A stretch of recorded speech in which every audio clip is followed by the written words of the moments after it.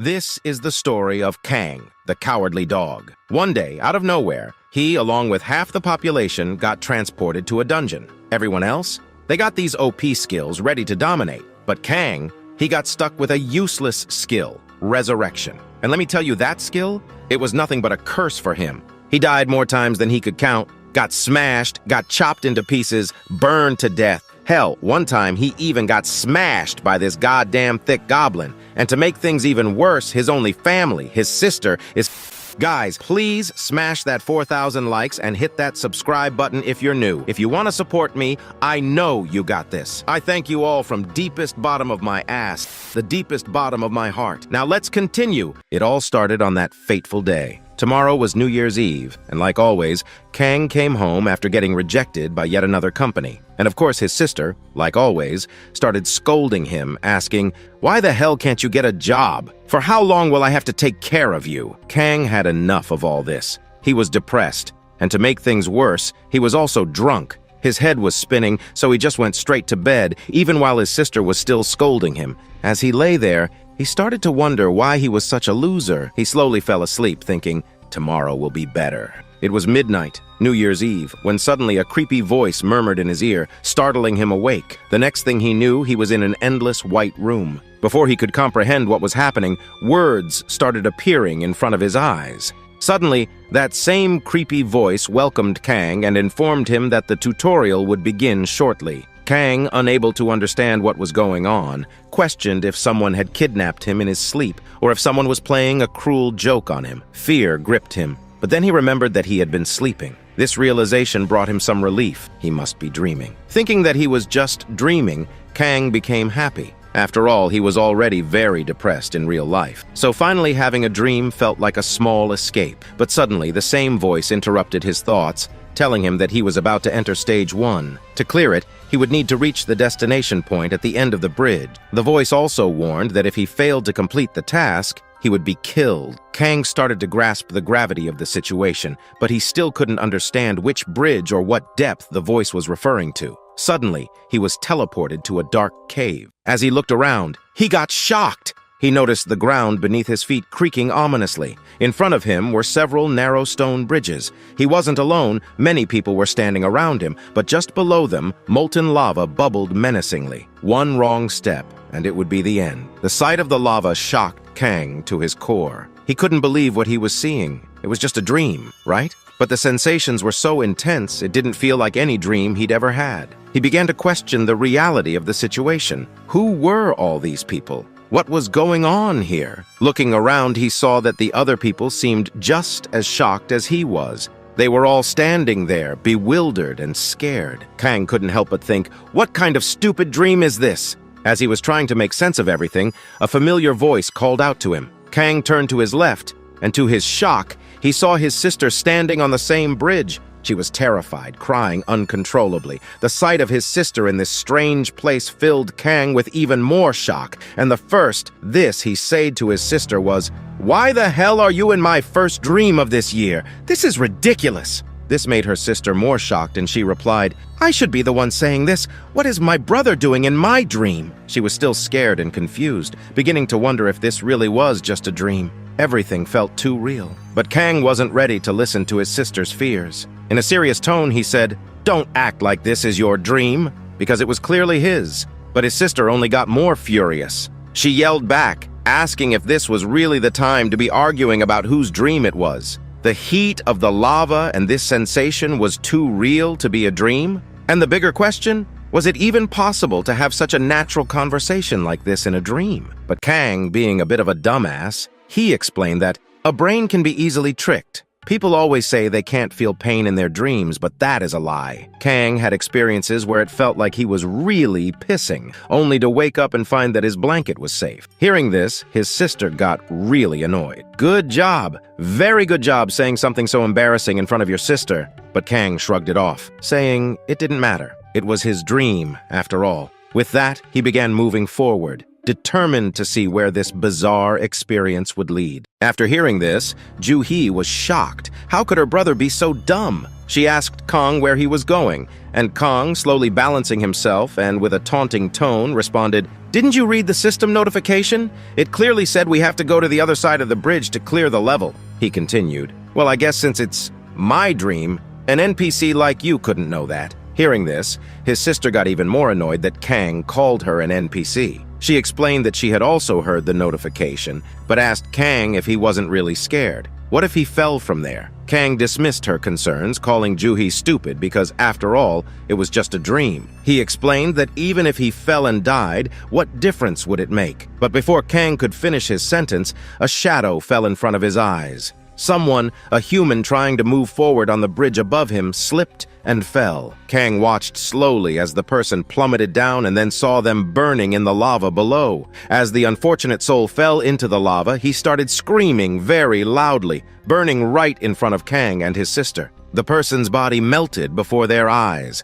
Rotten, burning smell, creepy, both of them, and seeing this, Kang's lungs seemed to stop working. After that, Kang and his sister didn't say anything for a while. They just stood there, watching the person die slowly and painfully. Kang's face was a sight to behold. After a moment, his sister asked, "What were you saying?" Kang's face was worth seeing. He shivered and tried to speak, stuttering. The scream just sounded a little too realistic, right?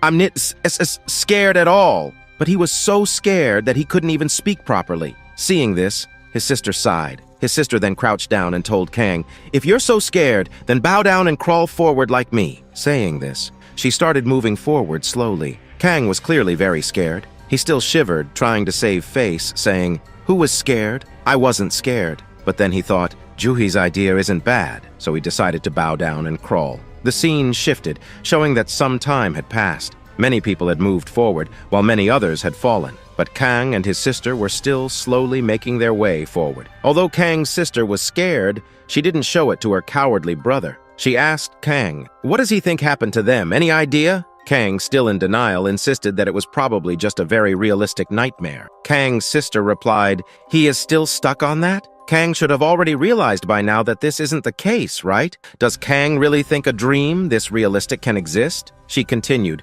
speaking in a very serious tone. "There's definitely something going on, something they can't even begin to imagine, and if they die here, maybe they die in real life too." Hearing this, Kang couldn't hold back any longer and started crying very loudly. For so long, Kang had been trying to be strong, but finally he broke down. He shouted, You witch! I was trying my best to ignore it. So why do you keep bringing this up? I'm stuck here, frozen in fear." The thought that if he died here, he could die in reality too scared him so much that he couldn't move. He started shivering uncontrollably. Seeing this, his sister thought to herself that Kang must be the most unreliable older brother in the world. Kang finally just lay down there, paralyzed by fear. He started shivering even more, saying, "I'll just rest here a little before continuing." His hands and legs trembled with fear, but he tried to change the topic. He forced a smile and said, "You know, the possibility still exists that this is just a dream, and maybe when he wake up, everything will be gone." But before Kang could finish his thought, the same voice echoed around them. It announced that a set amount of time had passed since the start of the tutorial, and that no player had completed it. As a result, the difficulty would now increase.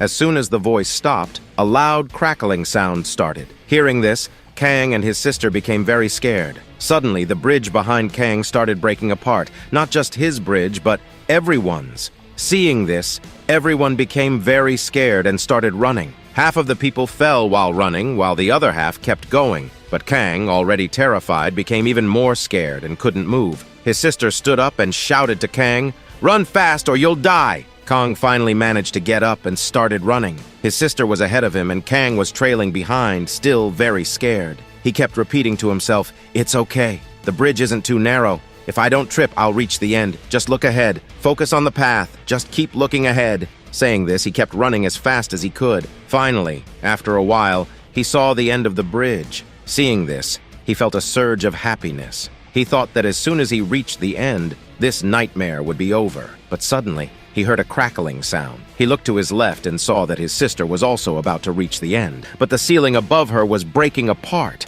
He called out to his sister loudly, but it was too late. At that moment, something inside Kang awakened. His brotherly instincts kicked in, and he jumped from his position. He landed on his sister's bridge, and with a burst of speed, grabbed her. Without hesitating, he jumped from there, determined to save her. Then we see the bridge beneath them start to crack, and finally Kang with his landed on the end of the bridge. If they'd hesitated even a second longer, they'd have been done for. No doubt about it. Before they can even catch their breath, that same voice echoes through the air again. It congratulates them on clearing stage 1 of the tutorial, which is the first of a total of 8 stages. At the same time, the notification informs them they've leveled up. They've temporarily awakened their powers, which will fully awaken when the tutorial is over. Kang don't pay much attention to this notification, though. Kang just lies there, lets out a sigh of relief, and says he can't even move a finger anymore. But Juhi, she was reading that system notification real serious, curiosity written all over her face.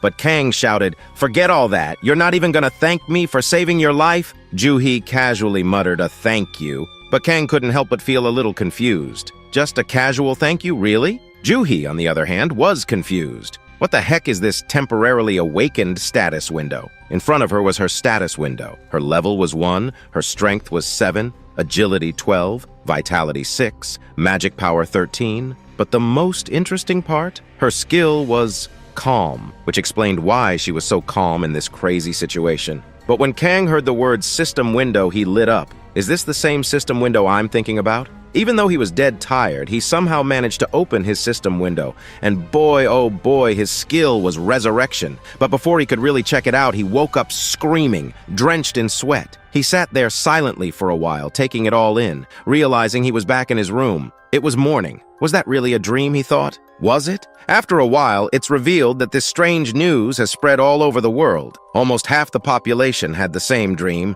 being on top of a lava bridge and having to complete some fixed level. The whole world's in chaos, but there's one thing in common. Every single person who had the dream was between 18 and 40 years old. After a while, Juhi comes bursting into Kang's room, screaming her head off. Both of them, nervously and in a panic, start babbling about what had happened. Kang, barely catching his breath, starts firing off questions. Juhi had appeared in his dream. He almost died. And what about that status window? Juhi, just as flustered, starts asking her own questions. They begin arguing. Juhi was almost going to die, and Kang had saved her life. They go on and on about how realistic it all was, talking so fast that neither of them can understand a word the other is saying. Juhi finally gets fed up and screams, "At least let me speak first." Kang, already riled up, snaps back, saying that Juhi is the one interrupting. "Let me speak first!" Well, it's just typical brother-sister bickering. They keep going at it until they both give up and retreat to opposite corners of the room. After a while, their stomachs start growling with hunger.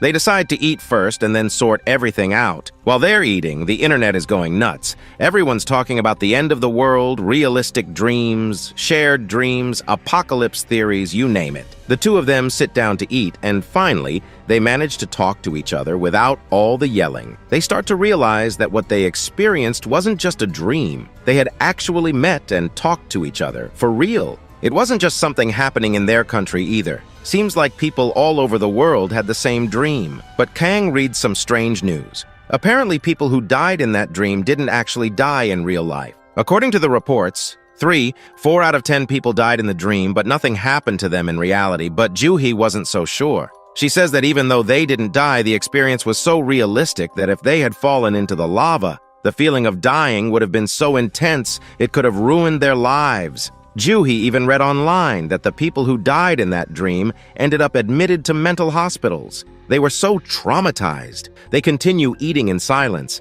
But then there's a loud noise outside. Kang goes to check it out, and what he sees is pure chaos. People have gone mad. They're stealing food, some are carrying God's posters and marching down the streets, and others are convinced the world is ending. Thieves and robbers are going wild, looting everything in sight. The world is in shambles. Juhi knows she can't go to work like this, and Kang, well, there's no way he's going out to look for a job. Inside, Kang is actually kinda happy. Finally, he doesn't have to worry about finding a job. He even starts thinking maybe the world really is going to end. Then Kang asks Juhi if she's tried opening her status window in the real world. Juhi shakes her head and says no, but when she does open it, there's a message that reads, In 4 years, 364 days, 17 hours, 3 minutes, and 13 seconds, a disaster will strike. A disaster that will end the world. Hearing this, Juhi starts panicking and asks, "What do we do now?" But Kang just shrugs and says, "The world's gonna end in 5 years, what's the point of stressing about it now? Better to stay home and figure out what's going on with this tutorial guy." Juhi thinks for once Kang's actually making some sense.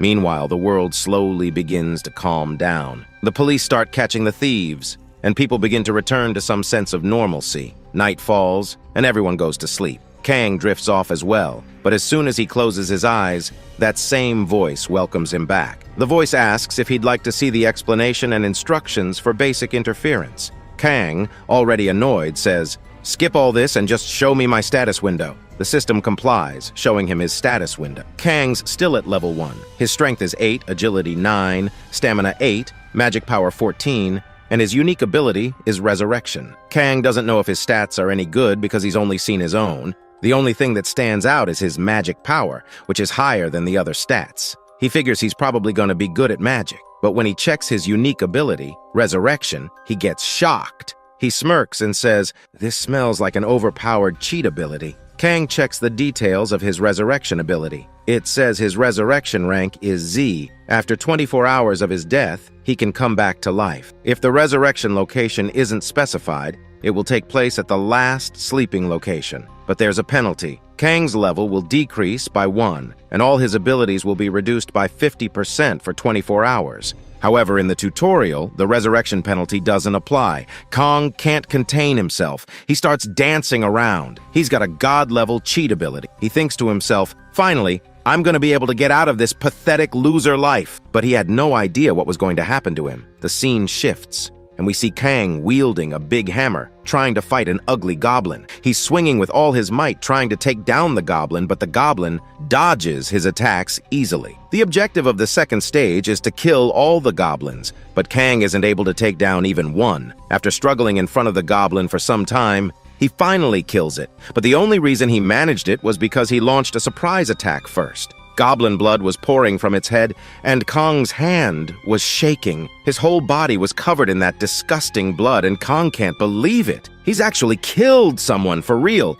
The sight of it makes Kang feel like vomiting. He turns away, walking slowly, but he doesn't realize someone is waiting for him. A damn perverted goblin was stalking Kang, watching him with a drooling mouth. Kang got shocked to see the goblin in front of him. This goblin isn't like the others. His name is Goblin Millet, and he's big, thick, and juicy, ready for some action. He's got a 2-meter-long weapon ready to insert into Kang's body, a meat chopper in his hand. Seeing this, Kang is terrified. He was already struggling to beat a small goblin like a chicken leg piece. How's he gonna take down this monster? In fact, when Kang noticed that 2-meter thing, he got terrified, thinking, "No matter what, I don't want that thing inside me." But the thick guy had something different planned. He suddenly started laughing maniacally, saliva drooling from his mouth like he was going to suck Kang dry. The thick goblin immediately spun his meat chopper, and Kang tried to block it. But with a body chronically lacking exercise due to long-term unemployment and armed with only a 70-centimeter-long weapon, there was no way Kang could stop him. Kang started crying. The goblin easily disarmed Kang, throwing his small weapon away in a single blow. But the thick goblin didn't kill Kang right away. Oh no. He started playing with Kang's body slowly, taking his time, slowly ripping body parts one by one, and God knows what else he did to Kang. Ew, I don't even want to think about it. Now Kang was almost half dead, crying with tears in his eyes. He could barely keep his eyes open, his body covered in blood, as the goblin dragged him away, holding him by the neck. The goblin was laughing at Kang, who couldn't understand what was happening to him. "Why do I have to go through this?" he thought. The pain in his body was unbearable, like he was in hell. Kang was left wondering why the goblin wasn't just letting him die. All he could do was wish that he would wake up from this nightmare as soon as possible.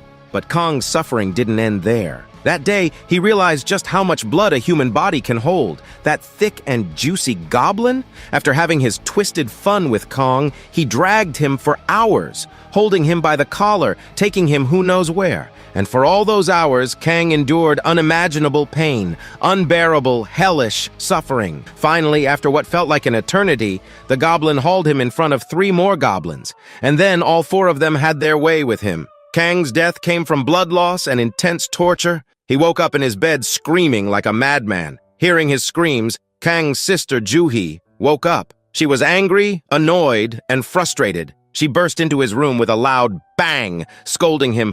"What is this crap happening again so early in the morning? Why are you screaming like a madman at 4 a.m.? And to top it off, Juhi's head was aching, and Kang wasn't letting her get any sleep. But when Juhi noticed Kang, poor Kang, curled up in the corner of his bed, wrapped in a blanket, shaking like a leaf, scratching his nails like a madman, she was shocked. All Kang could mutter was, "Goblins, I'm scared. Please, no more." Seeing this, Juhi was both shocked and confused. After some time, Juhi managed to bring Kang to the dining table, but he was still shivering uncontrollably. While sitting there, Kang, still trembling, told her everything. He recounted how he died from excessive bleeding and what had happened to him from start to finish. But Kang couldn't bring himself to tell his sister the full horror, that the goblins had their fun with him. He only told her the basics. First, that thick goblin started pulling out all his fingernails and toenails, one by one. Then he crushed all of Kang's fingers. But it didn't stop there. The goblin then started pulling out Kang's teeth, one by one. Juhi, hearing this, couldn't take any more. She closed her ears and said that if she listened to any more, she'd faint. Juhi then shared that she couldn't complete stage 2 either, but nothing like that had happened to her. She had died from just one shock from a normal goblin. She then asked Kang, "Is that why you were crying?" At that moment, Kang felt deeply ashamed that he had cried in front of his younger sister. Trying to defend himself, Kang stood on his chair and shouted, "Because you haven't experienced all this yourself, you can't understand. Even if Mike Tyson was here, he'd be shouting louder than me and probably would have run to his mom." Seeing Kang's outburst, Juhi calmed down and said, "It's okay. I was just joking to lighten the mood, and it looks like it worked." She added, "Seeing you shouting like this, I guess you're okay now." Then she asked, "But don't you think you need to go to the hospital?" Kang was confused. "Hospital?" he asked. Juhi explained that news had spread worldwide about how people who died from goblin attacks in this level had become so traumatized that psychiatric departments were seeing 10 times the usual number of patients. But no one had been hurt as badly as Kang. Kang, trying to save face, said, "I'm not that weak. I'm a man, and a man doesn't feel pain." Hearing this, Juhi felt cringed. But then she shared some good news. It's been reported that those who die in the tutorial won't have the dream again the next day. Hearing this, Kang was overjoyed. He thought, finally, I'll be able to sleep peacefully tonight. But will he really? That night, as Kang went to sleep, the same voice welcomed him back. The voice said, "Kang's special ability, Resurrection, has been activated." The tutorial would start again for him. At that moment, Kang felt his world collapse, like he'd seen a ghost. The air seemed to leave his body and he started screaming, "Son of a dog, who made this disgusting system?" Finally, after an hour of venting his frustration, the system notified him that because he was in the tutorial zone, he wouldn't be penalized for dying. But Kang was completely traumatized. He hadn't slept for 8 hours, thinking that when he woke up in the real world, he'd finally escape this nightmare. But even after 8 hours, nothing changed. He in fact slept in the tutorial zone, but when he woke up, he was in the same place. Kang had been stuck there for 2 days now, but he couldn't find a way out. He realized there was only one way to escape, either complete the level or die. But if he died, he'd just wake up the next day to do it all over again. This thought pushed Kang closer to a mental breakdown. After a few hours, accepting his reality, Kang got up and saw a bunch of weapons in front of him. This time, he chose 2. A crossbow for long-distance kills, and a heavy weapon for close combat. He felt pretty confident about the crossbow. "Let me show you," he said. "I used to be a great shot as a kid." With intense focus, he aimed for the thick goblin's forehead, but the arrow only grazed the goblin's cheek. Nothing happened. The thick goblin turned around, saw Kang, and started drooling. Kang knew that if this goblin caught him again, the same thing would happen all over again. Kang also had a spear with him, so he grabbed it and prepared to fight. Since the spear was a long weapon, he managed to kill a small goblin easily. Seeing this, he was thrilled, but as soon as he tried to pull the spear out of the goblin's chest, he realized it was stuck in the bones. Before Kang could free the spear, the thick goblin crushed his head, killing him instantly. Kang woke up again, clutching his chest, gasping for air, but this time he was strangely happy. At least he had died in one shot and avoided the torture. Day 3 rolled around, and Kang found himself back in the same place. The system notified him again that Stage 2 was about to start. By now, Kang was fed up with hearing the system notifications. He even threatened, "If you say it again, I'll finish the system myself." This time, Kang didn't rush in like a madman to kill the goblins. He realized he was a pathetic loser weakling compared to them. He remembered watching videos of professional fighters on YouTube and decided to try something new. After watching those videos, he approached the goblins with a shield and a sword. But once again, he was killed in a single shot. Kang woke up, screaming again. By this point, he was genuinely mad. He grabbed his head and started screaming like a psychopath, vowing that next time he would kill every single goblin. Hearing all this commotion, Juhi came to check on him,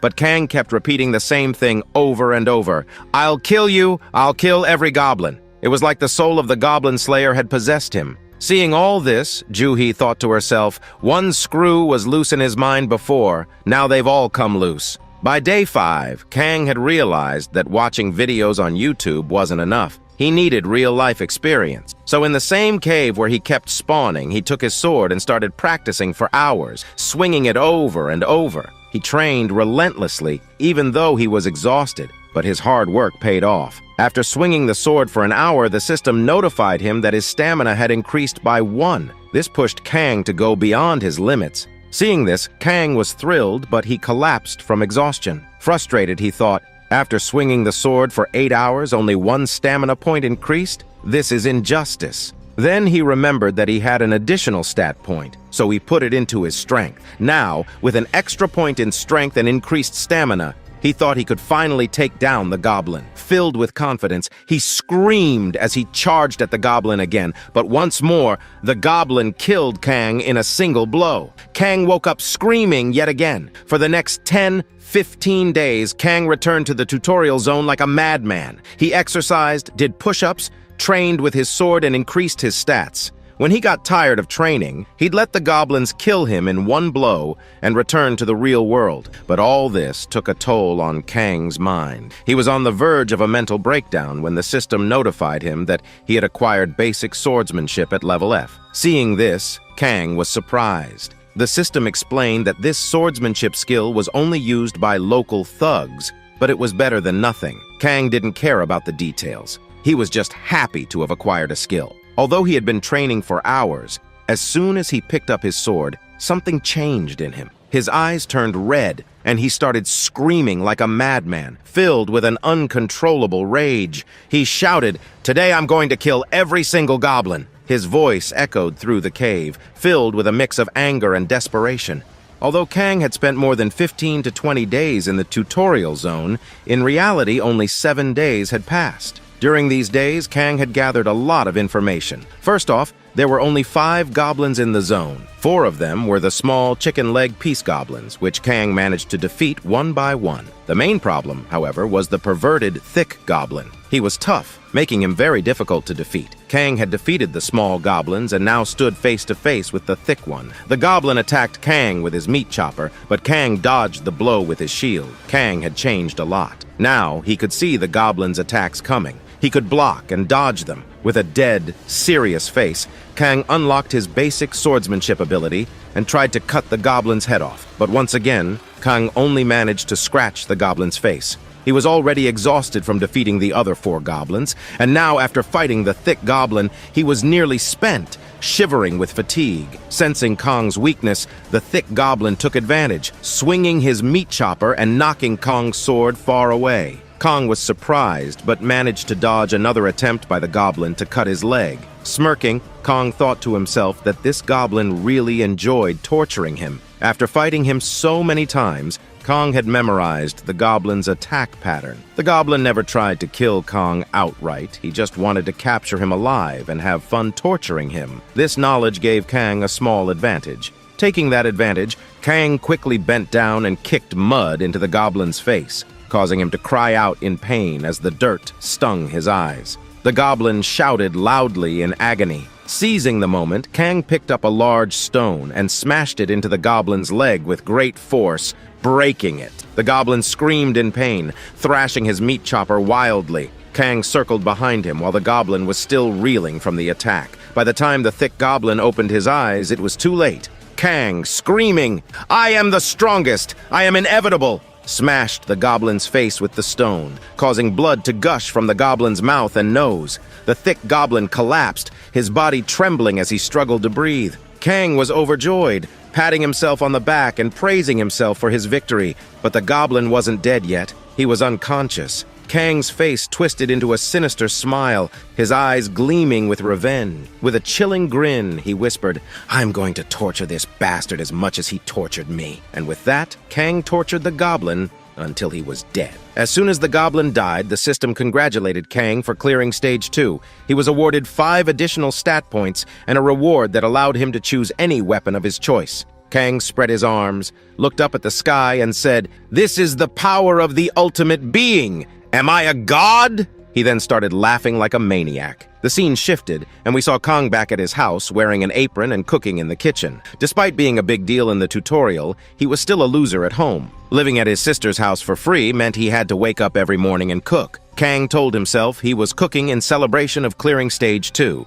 He was in a good mood, happily tasting the food, when suddenly, with a bam, Juhi burst through the door. Startled, Kang burned his mouth on the hot food. Juhi, utterly shocked, asked if Kang had really cleared Stage 2. But before he could answer, a loud noise echoed across the earth, announcing that the tutorial had been completed. Those who had completed the tutorial could now freely use their abilities in the real world. Kang and Juhi were surprised, but their surprise didn't end there. Another notification appeared stating that the dungeon was activating and the whole world started shaking. Juhi and Kang ran to the balcony, and what they saw was beyond belief. A huge, creepy black door had appeared just outside their house. The system explained that this was a dungeon, and only those who had completed any level of the tutorial would be able to use it. This dungeon had appeared all over the world. The system then displayed a countdown indicating that there were 4 years, 3 days,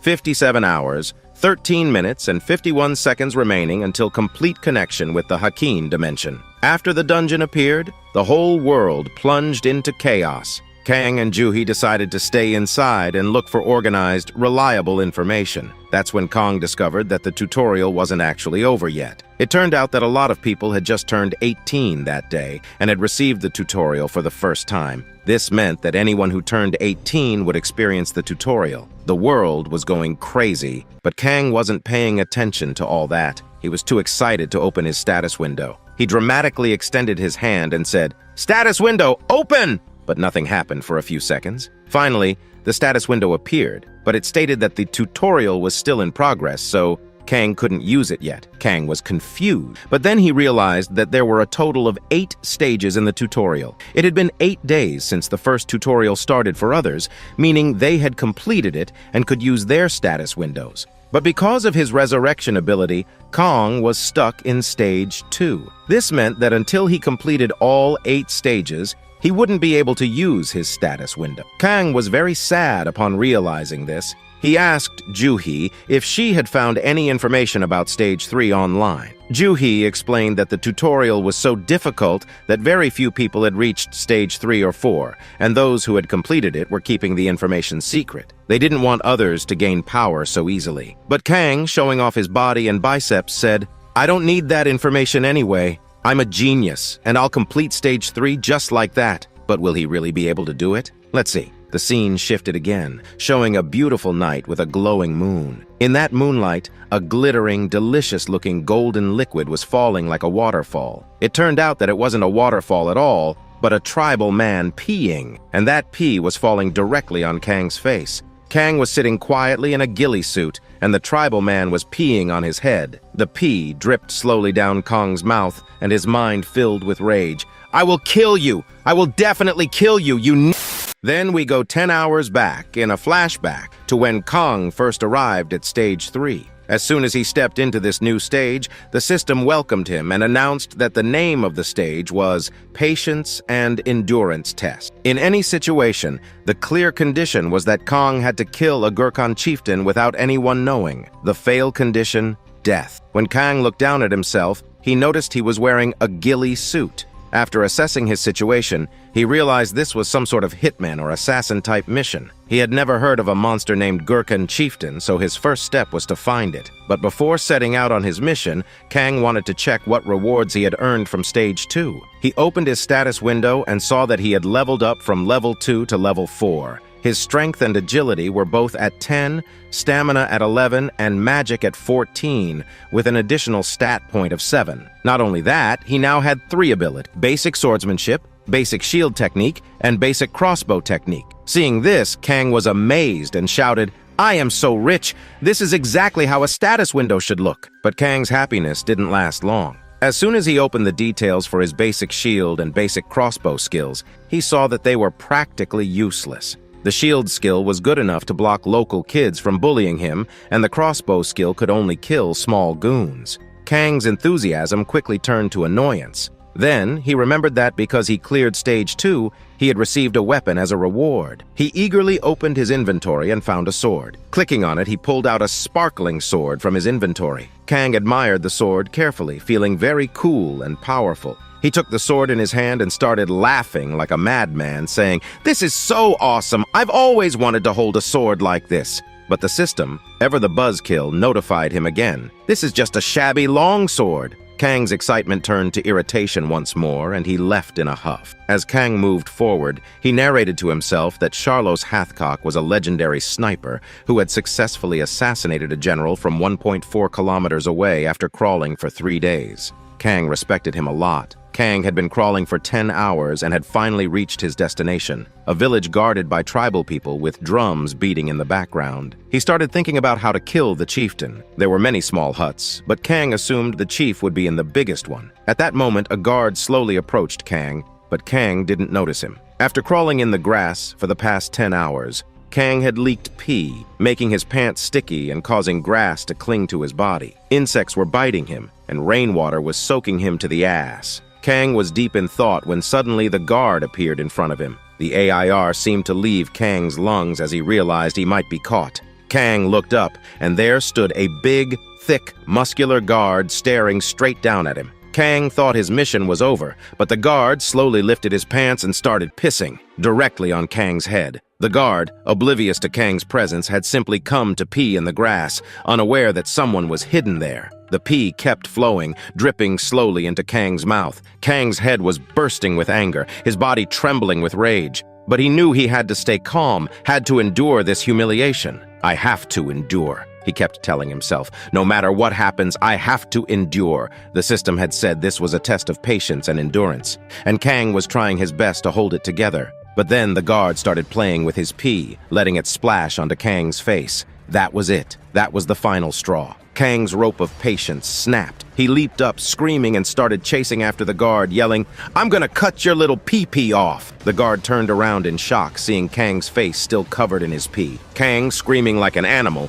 charged at the guard with his sword in hand. In one swift blow, he killed the guard, cutting him clean in two. The guard's body fell to the ground, and Kang gave a satisfying smile. But his actions had alerted the other guards. They quickly surrounded Kang, more than 100 of them. Kang stood there, realizing he had really messed up. So he decided to go out with a bang. He thought, "I might as well say the line I've always wanted to try." Kang screamed with all his might, "Come at me, you son of bastards!" The guards charged at him, but because of his scream, the system notified Kang that he had acquired a new skill, Lion's Roar of Rage. No one knew what skill it was, but what was clear was that all the guards tore Kang to pieces and fed him to the animal. The next day, Kang was furious. He grabbed his ghillie suit in his hand and screamed, "I will kill everyone one by one!" His scream was so intense that the system notified him that his Lion's Roar of Rage had been upgraded to D grade. This new skill allowed him to lower the stats and morale of surrounding enemies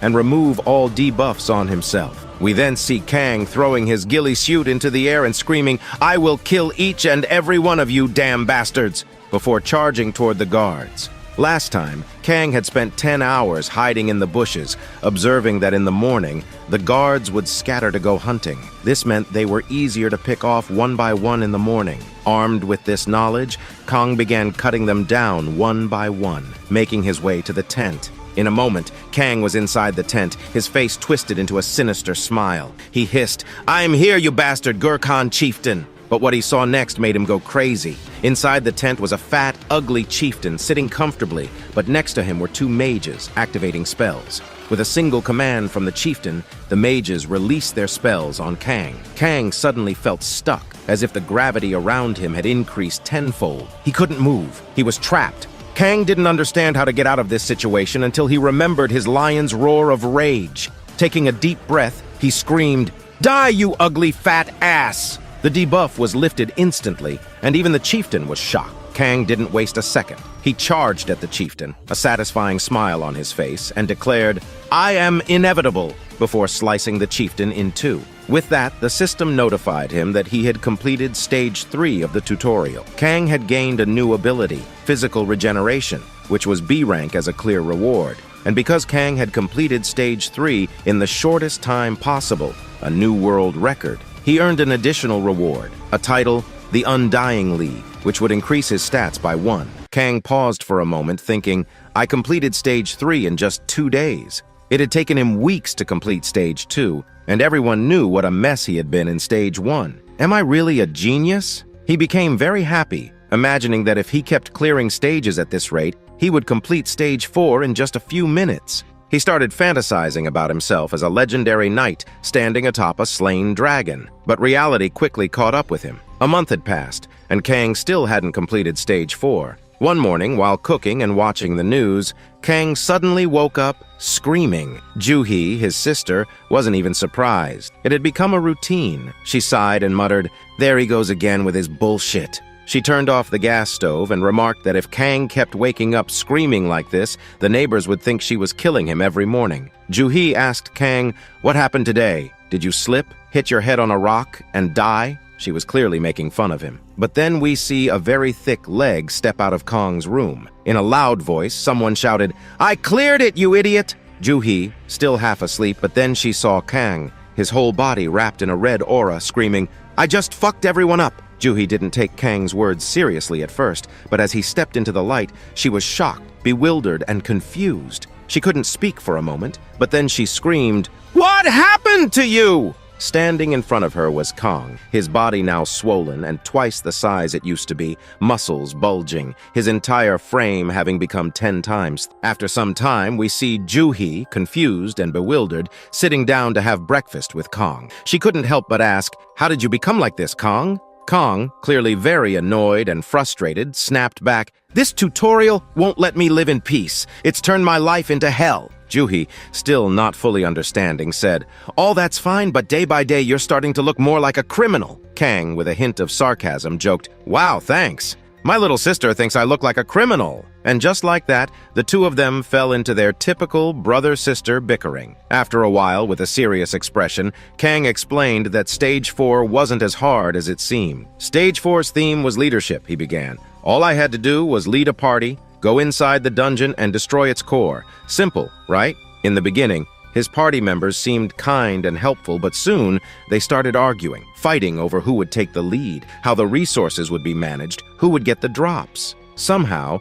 Kang managed to convince everyone and took over as the leader. After clearing Stage 3, he had acquired the Intermediate Body Regeneration ability, a B-grade skill that allowed any cuts, burns, or fractures to regenerate automatically using mana. This made it easier for him to lead the group. Juhi, curious, asked, "If everything was going so well, why did it take you a month to complete Stage 4? Hearing this, Kang's mood shifted. He became depressed and didn't say anything for a moment. Then, with a deep and frustrated voice, he said, "The trouble started that night. Every time I fell asleep, my so-called party members would murder me in my sleep." Kang's voice grew louder as he recalled the events. "Those bastards were supposed to take turns keeping watch, but every single time I went to sleep, despite all I did for them, some party member would kill me in my sleep." This happened to Kang repeatedly for an entire month. He shouted so loudly in his frustration that he spilled food all over Juhi's face. Juhi, wiping her face angrily, snapped, "Eat first, then talk, you crazy bastard!" Kang, now a bit calmer, started eating slowly.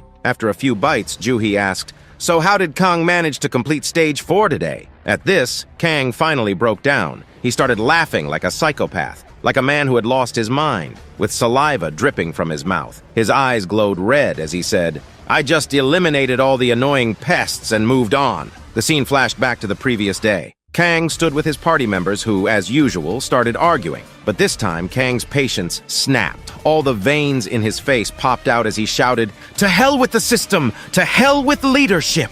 He roared so loudly, using his lion's roar, that everyone's ears almost burst. One of the party members, a witch who had killed Kang the most times, started yelling at him, asking what he was doing. But Kang was beyond reason. He pointed his sword at her chest and, with deadly eyes and a deep voice, said, "From now on, you all will follow my instructions. If anyone even itches without my permission, I will cut them from head to toe." Another party member, a yellow-haired guy named Pidu, tried to protest. "Are you crazy? Why should we listen to you?" But before he could finish his sentence, Kang punched him hard. Not just once, he kept punching him until Pidu was nearly dead. His face swelled up, his teeth were broken, and he cried so hard he couldn't even speak. He just nodded, saying, "I agree." The others were in shock, including the girl who started crying. After a moment, Kang, with that same deadly expression, repeated, "If anyone even itches without my permission, I will make sure you will beg me to die." After this, Kang went on a rampage,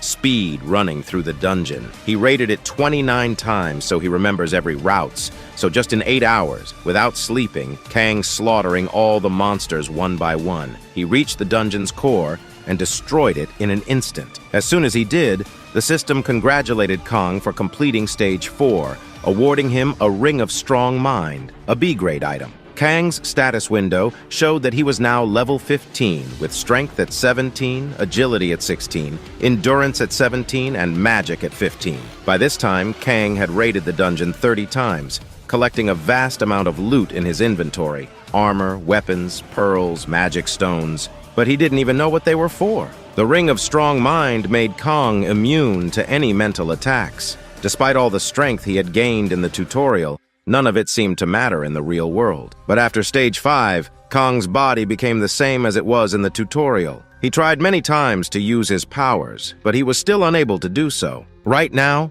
Kang was doing push-ups, his body now thick, muscular, and juicy. What a body. He finally completed his 1,000th push-up with one hand, sweat dripping from his body and evaporating as heat. After his push-up session, he wiped the sweat off and thought, "When will I finally complete Stage 8? As he pondered this, his phone rang. He thought it was just an ad, but as soon as he read the message, the ground beneath his feet trembled. There was a dungeon breakout, and the monster from that dungeon was a goblin. And this dungeon had opened right in front of the place where Juhi worked. Kang didn't waste a second. He ran to his house, searching frantically for a weapon. He looked left and right, panicking, cursing under his breath. Finally, he found a kitchen knife in the basin. Without wasting another moment, he grabbed it and dashed out of the house. A short while later, Kang stood outside Juhi's office. He took a deep breath and shouted, "It's been a while, you son of a chicken lollipop!" Hearing Kang's voice, all the goblins were immediately attracted to him. Kang was a little disappointed, thinking, as expected, I still can't use my skills. But that was a different story. Hearing Kang's outburst, all the goblins started running towards him, ready to kill. But instead of fear, Kang was filled with joy. He cursed the goblins, saying, "Why do you sound like monkeys?" Inside, Kang was cautious, realizing that this was his first time fighting real monsters outside the tutorial. He wondered if these goblins were more powerful or weaker than the ones in the tutorial. Pushing those thoughts aside, he gripped his knife like a pro and, in a single moment, sliced off a goblin's head with a satisfying smile. The goblin died instantly, and Kang, with a deadly and sinister smile, thanked all the goblins, saying, "In the first stage, I couldn't satisfy my hunger by killing only 4 or 5 goblins. Until I kill more than 100 goblins, I won't find peace." He pulled his kitchen knife out of the goblin's head and started slaughtering the goblins one by one. Meanwhile, inside Juhi's office, all the workers barricaded the entrance door with all the furniture they could find. But outside, someone was laughing like crazy, and heavy footsteps echoed as they approached the building. Everyone, including Juhi, was terrified. Juhi looked at her phone, and there was a message from Kang asking if she was still in the office. "If you are, then stay there," he wrote. Juhi was confused. Is Kang coming here? She wondered. But before she could complete her thought, that maniacal laughter grew louder, and the footsteps grew heavier. Suddenly, Kang burst through the door, smashing through all the heavy furniture. Covered in goblin blood, Kang stood there with a satisfying smile, like a psychopathic, cold-hearted murderer. Smiling, he said, "Yoo-hee! Your big brother is here." After a moment, everyone paused for a couple of seconds, just staring at Kang. They couldn't quite comprehend who this psychopath in front of them was. Even Juhi, seeing Kang in this condition, felt embarrassed. All her friends started glancing at her, their eyes filled with confusion and disbelief. Kang stood there, a kitchen knife slung over his shoulder, scanning the office as if trying to process that Juhi actually worked here. But before he could say anything, an old man, the department head, freaked out. He shouted at Kang, "Who the hell are you? And how did you break down the door to get inside?" At this rate, all the monsters. Before the man could finish his sentence, Kang politely apologized, saying he couldn't control his powers and accidentally used too much strength. But don't worry, I've already sent all the goblins outside straight to hell. Everyone was shocked seeing the dead goblins laying lifeless on the floor. They couldn't believe what they were seeing. Before anyone could say another word, Kang chuckled and said,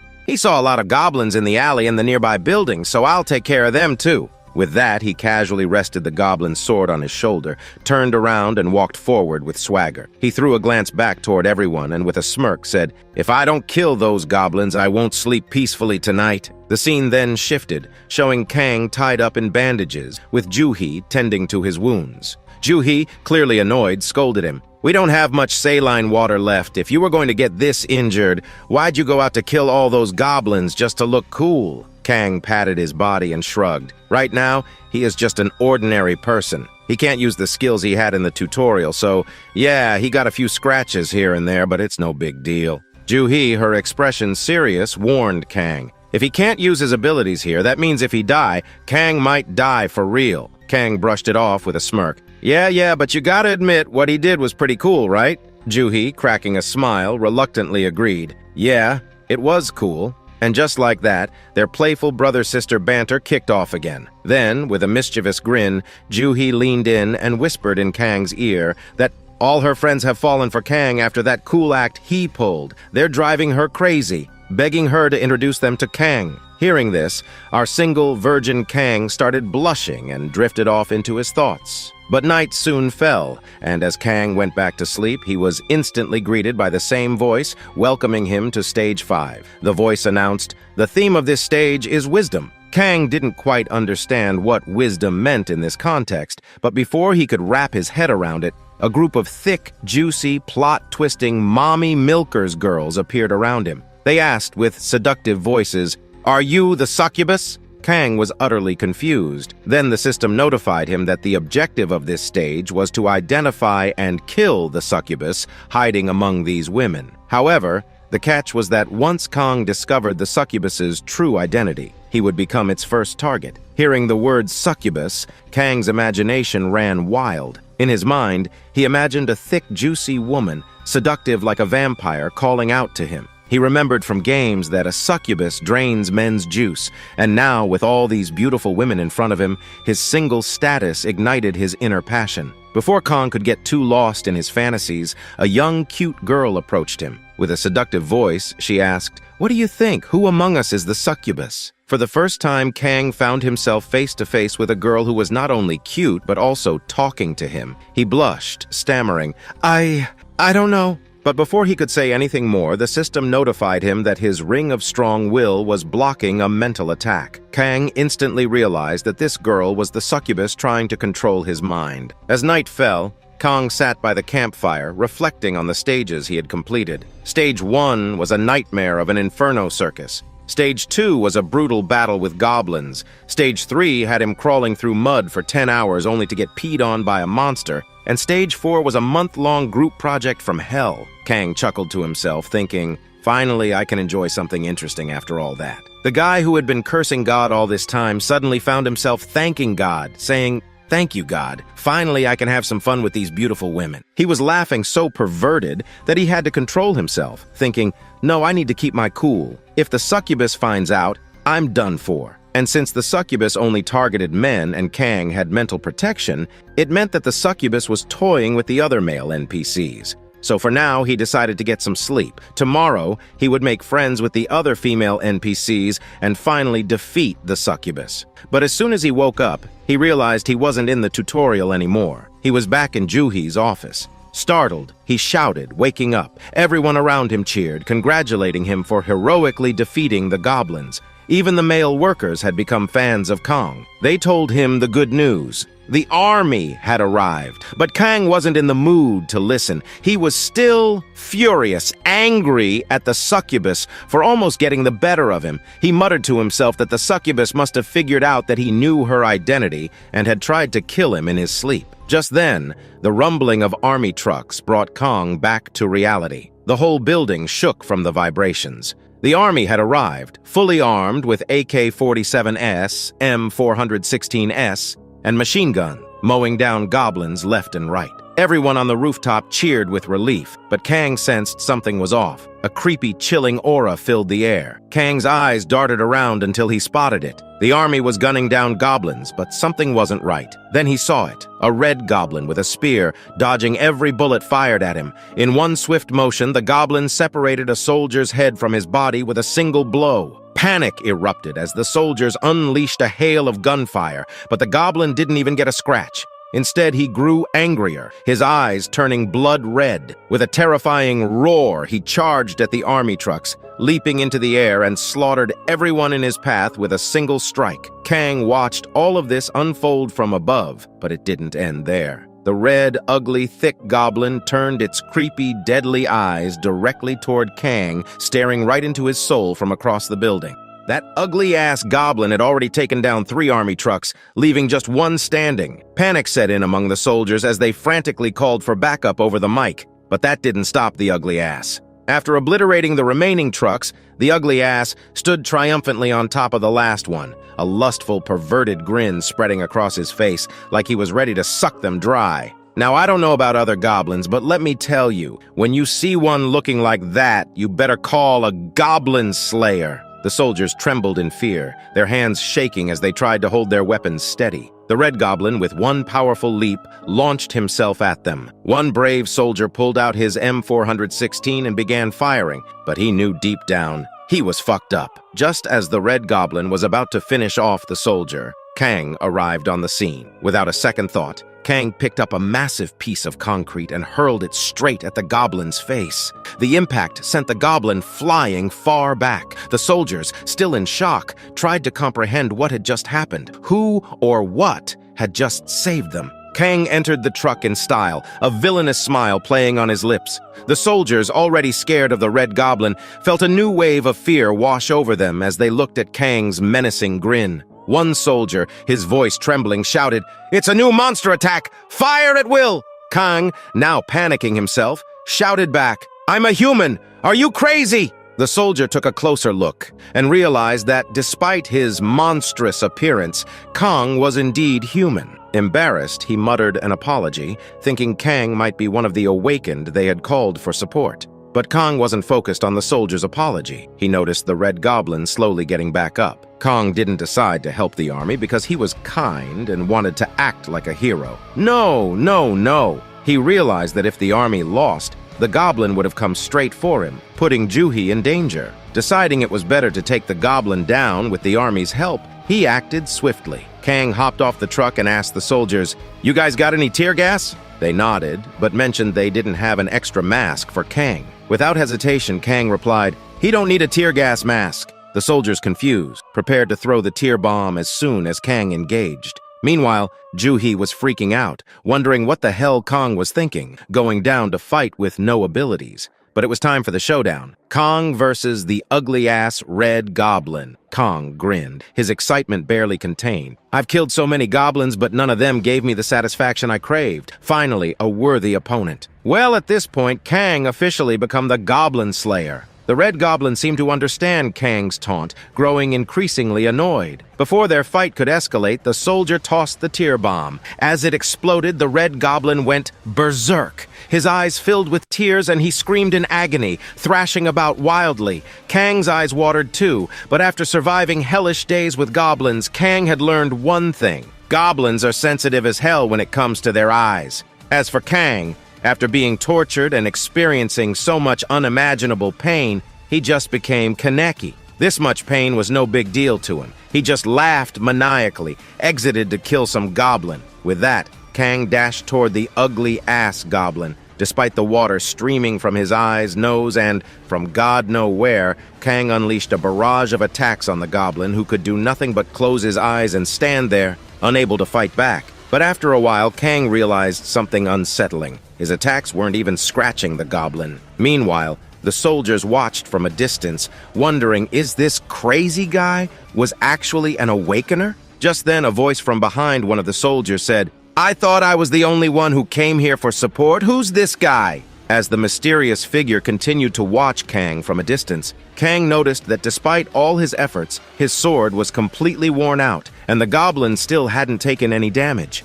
Kang's eyes, still filled with tears, focused on the goblin's skin. It was incredibly tough, much tougher than he'd anticipated. If only he had his skills, he could have sliced through it in an instant, but without them, it was nearly impossible to cause any real damage. Just as Kang was wondering what to do next, someone zoomed past him, a blur of speed, and unleashed a flurry of attacks on the red goblin. Kang was surprised. This guy was fast, no doubt about it. But even with this new assault, the red goblin didn't get a single scratch. The fast guy and Kang locked eyes, and the newcomer asked, "Are you an awakener? If so, we don't have time for introductions. We need to do something to take this bastard down." Kang nodded in agreement, and together they launched a coordinated attack on the goblin. Kang struck from behind while the fast guy attacked from the front, but still, the goblin remained unscathed. Kang realized just how insanely tough the goblin's body was. Normal attacks weren't going to cut it, literally. Kang's sword was nearly destroyed when he spotted a pointed axe nearby. He ran to grab it, and the fast guy, noticing, called out, "I've got the speed, but I don't have the attack power." Kang didn't even respond. He just picked up the axe with a serious expression, knowing he had to end this now. Kang thought to himself, this ugly-ass red goblin merely defending, waiting for his chance to strike back once the tear gas wore off. Kang knew he had to find the goblin's weakness, fast. He figured the goblin's body was as hard as iron, but maybe there was a softer spot somewhere. His eyes, his mouth. But the goblin's defense was too strong. Then Kang had an idea. He ran toward the goblin with the axe, screaming as he did. In one swift motion, he penetrated the goblin. The red goblin paused, feeling a strange mix of pain and pleasure, unable to comprehend the sensation. Even the fast guy was shocked at what Kang had just done. Kong, with a twisted smile, used Kakashi's 100 Years of Death extreme version, inserting the axe deep inside the ugly ass. "Well, this is one hell of a way to pop your first cherry," Kong muttered with a deep, satisfying voice. "Now I will show you what true hell is." But Kong didn't stop there. He slowly pulled out his axe and jammed it back in. At that moment, an unpleasant sensation traveled up the axe handle, sending a chill down Kong's spine. A question flashed through his mind. What the hell am I doing with my life? Popping a goblin's cherry? Again, without delay. But before that, guys, I want to thank you all from the bottom of my heart for supporting my channel. Please hit that like button and help us reach 4,000 likes. And if you're new here, don't forget to subscribe. That will really help me make more videos. Now let's continue. Kang grabbed his axe with all his might. He twisted it around with every ounce of strength he had, and in a single forceful move, he drove the axe upright. Now the ugly ass with axe in his ass was in air. Still, Kang didn't stop. With a wild, almost unhinged energy, he yanked the red goblin down with all his might, and at that moment, the red goblin's eyes flared with rage, giving Kang a death stare. But Kang, he didn't stop there. Before the red goblin could even react, Kang pulled out his axe and smashed it back in again. Yes, this was more than enough to send the red goblin straight to hell and heaven at the same time. The sensation was so intense that the red goblin couldn't even move. Taking advantage of this, Kang instantly rushed toward the red goblin. He jumped, screaming with a satisfying smile plastered on his face. He was determined to finish the red goblin by putting his weapon right into his mouth. Meanwhile, the ugly-ass red goblin was in bad shape. He was unconscious, mouth wide open. The sensation was so extreme for him that he couldn't even twitch. And in one swift motion, he smashed the axe into the goblin's mouth, and he kept going until the goblin finally died, blood splattering everywhere. The fast guy, watching from the sidelines, could only think one thing. Who the hell is this guy? Is he really such a strong and overpowered awakener? How was he around him all this time without knowing? Well, he didn't know that Kong hadn't even used his abilities yet. Finally, when Kong was satisfied after hammering his weapon into the Red Goblin's face, the system notified him that he had killed the Red Goblin. And since the Red Goblin was a boss monster, Kang was going to get a reward. But since he hadn't completed the tutorial yet, he couldn't check the item. Kang picked up the item and stuffed it into his inventory. Then, the fast guy called out to Kang from behind. Seeing this, Kang panicked a little. He thought, usually items need to be distributed, right? But the Red Goblin's cherry had been popped by himself from start to finish. The fast guy had just dropped in the middle. Kong didn't want to share this item with him, so like a flash, he bolted from the scene, screaming that he had some urgent business to attend to. He turned back with a kind smile, tossing the ass-busting axe behind him, and told the fast guy, "Use the smelly axe after washing it." By the time the fast guy reacted, Kang had already disappeared. The fast guy, with style, removed his mask, revealing a goddamn handsome face. He wiped the sweat from his brow, thinking only one thing: I want to fight that guy. Several hours after defeating that hobgoblin, evening settled in. Kang took Juhi back to their house. They finally reached home at night, changed clothes, took a bath, and sat down at the dinner table. Juhi had made some delicious ramen and tofu, but she was shocked to see that ramen was being devoured like it was going out of style. She was still in shock when she showed her phone to Kang. Kang's eyes widened in disbelief. Someone had recorded Kang's ass-busting fight and uploaded it to YouTube. It had gone viral overnight. Seeing the number of views, Kang lost it. He jumped up from his seat, screaming, "Is that really me? Did I just get so many views on my video?" Juhi explained that it must have been one of her friends who had been pestering her to introduce Kang. He must have recorded the video. Kang was still in shock, but he nearly fainted when he read the comments. Everyone was praising Kang. Seeing this, Kong flashed a creepy and villainous smile. His cheeks turned a little red as he started laughing in the weirdest way. Juhi, feeling the cringe, didn't say anything for a couple of seconds. But when Kong continued his creepy laugh, she finally spoke up. "Your face is really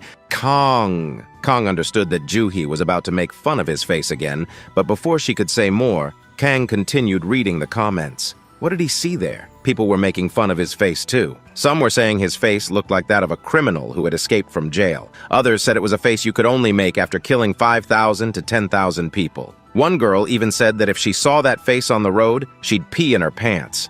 As he read the comments, darkness fell, and Kong went to bed. Juhi came into his room and warned him, "If you wake up screaming again tomorrow morning, it won't be good." Juhi had been hearing Kong's ugly voice every morning at 4 a.m., but Kong, blinking and giving a thumbs up, said with all the happiness in the world, "Don't worry, this stage is really fun. In fact, I'll wake up so happy tomorrow morning I'll suggest we buy a bear for breakfast." Juhi, not fully convinced but still a bit amused, left the room. As Kang lay down to sleep, he got a bit serious. He was still replaying that fight with the ugly-ass goblin in his mind. That goblin was tough. If he was that strong as an F-rank dungeon boss, Kang knew he had to complete all his tutorials as soon as possible and get his power back. If there was ever a threat to his family again, he wouldn't be able to protect them without power. With that determination, Kang finally fell asleep. While falling asleep, Kang couldn't help but imagine that thick succubus. Yeah, she might have killed him in his sleep, but damn, she was hot. Kang found himself strangely excited to meet her again. As he finally drifted off and entered the tutorial stage, his eyes remained closed, and he couldn't shake that shy feeling. He thought that as soon as he opened his eyes, he'd come face to face with that gorgeous, cute figure from his dreams. Kang slowly opened his eyes with a romantic atmosphere in mind, a kind and light smile on his face, and as soon as his eyes fully opened, guess who was in front of him? Yes, that ugly-ass, damn white-colored, creepy goblin. Seeing him, Kang got so angry, surprised, and confused that in just one punch, he sent the goblin flying across, screaming, "Holy shit, you gave me a heart attack just now." In a single punch, Kang sent the creepy goblin flying, leaving it sprawled on the ground. Kang, on the other hand, stood there confused, glancing around, searching for those thick girls he'd been expecting. He couldn't help but wonder, what the hell is this goblin doing here? Just as he was lost in thought, the system chimed in, notifying him. Kang now had to evade the cave goblin horde and escape the dungeon, making his way to a nearby town. But here's the catch.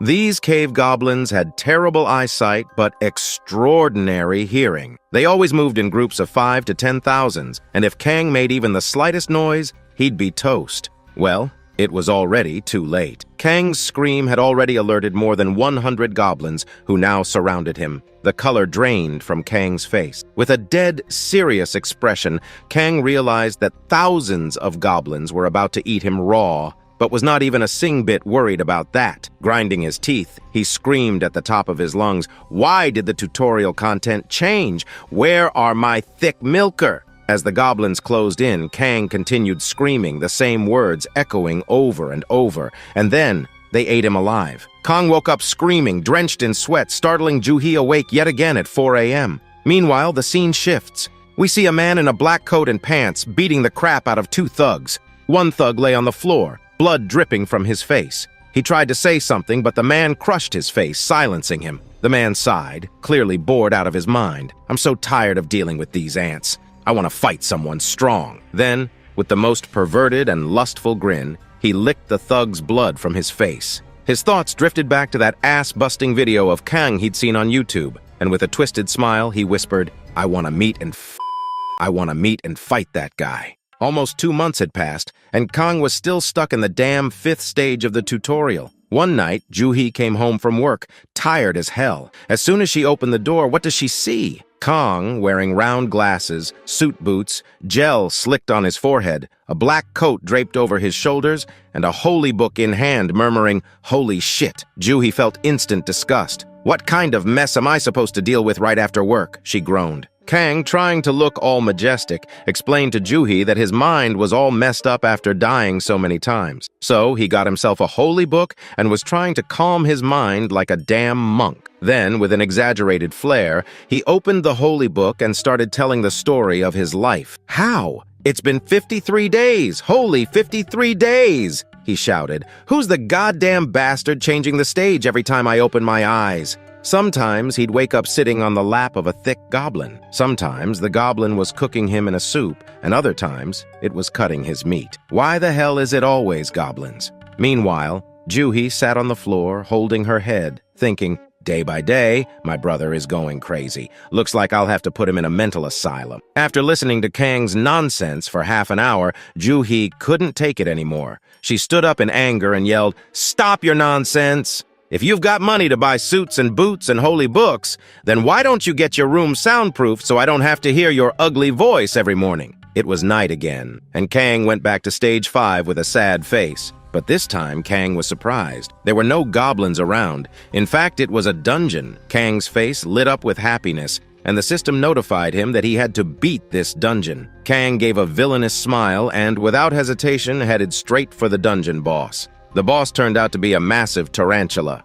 And let me tell you, I don't know about y'all, but I'm scared as hell of spiders. If I see one in my house, I'm out. So, who's scared of spiders here? And what else freaks you out? Tell me in the comments anyway. Back to Kang. That tarantula spat some nasty special juice at Kang. But Kang didn't dodge. All he could think of was biting the tarantula's throat, but the juice was poisonous, and Kang's hand started rotting from the poison. But did Kang stop? Hell no! Without hesitation, he bit his own hand off to stop the poison. The tarantula was shocked, but before it could react, Kang slid under the tarantula's belly and with a mischievous grin whispered, "This might hurt a butt." Then, with one swift move, he sliced the tarantula in half. Kang stood between the two halves as tarantula blood rained down on him. He was drenched in it, and the system notified him that he had cleared stage 5. As a reward, he gained a giant's power, which was an B-rank ability. But Kang wasn't satisfied. His mind was elsewhere. He held his hand up in the air and, like a psychopathic killer, started laughing like a madman, his sword dripping with blood. By this time, Kang had reached level 25. His strength was 20, agility 19, stamina 19, and magic 19. Using the giant's power, Kang could double his muscle power, boosting his strength by 12 for 10 minutes. Meanwhile, it was morning, and students who were about to turn 18 were freaking out about having to face the tutorial. They searched online for any easy way to clear stages 1 to 8, looking for shortcuts. But here's the problem. Those who had cleared the stages kept the secrets to themselves. Big organizations didn't want everyone getting strong, so they kept it all under wraps.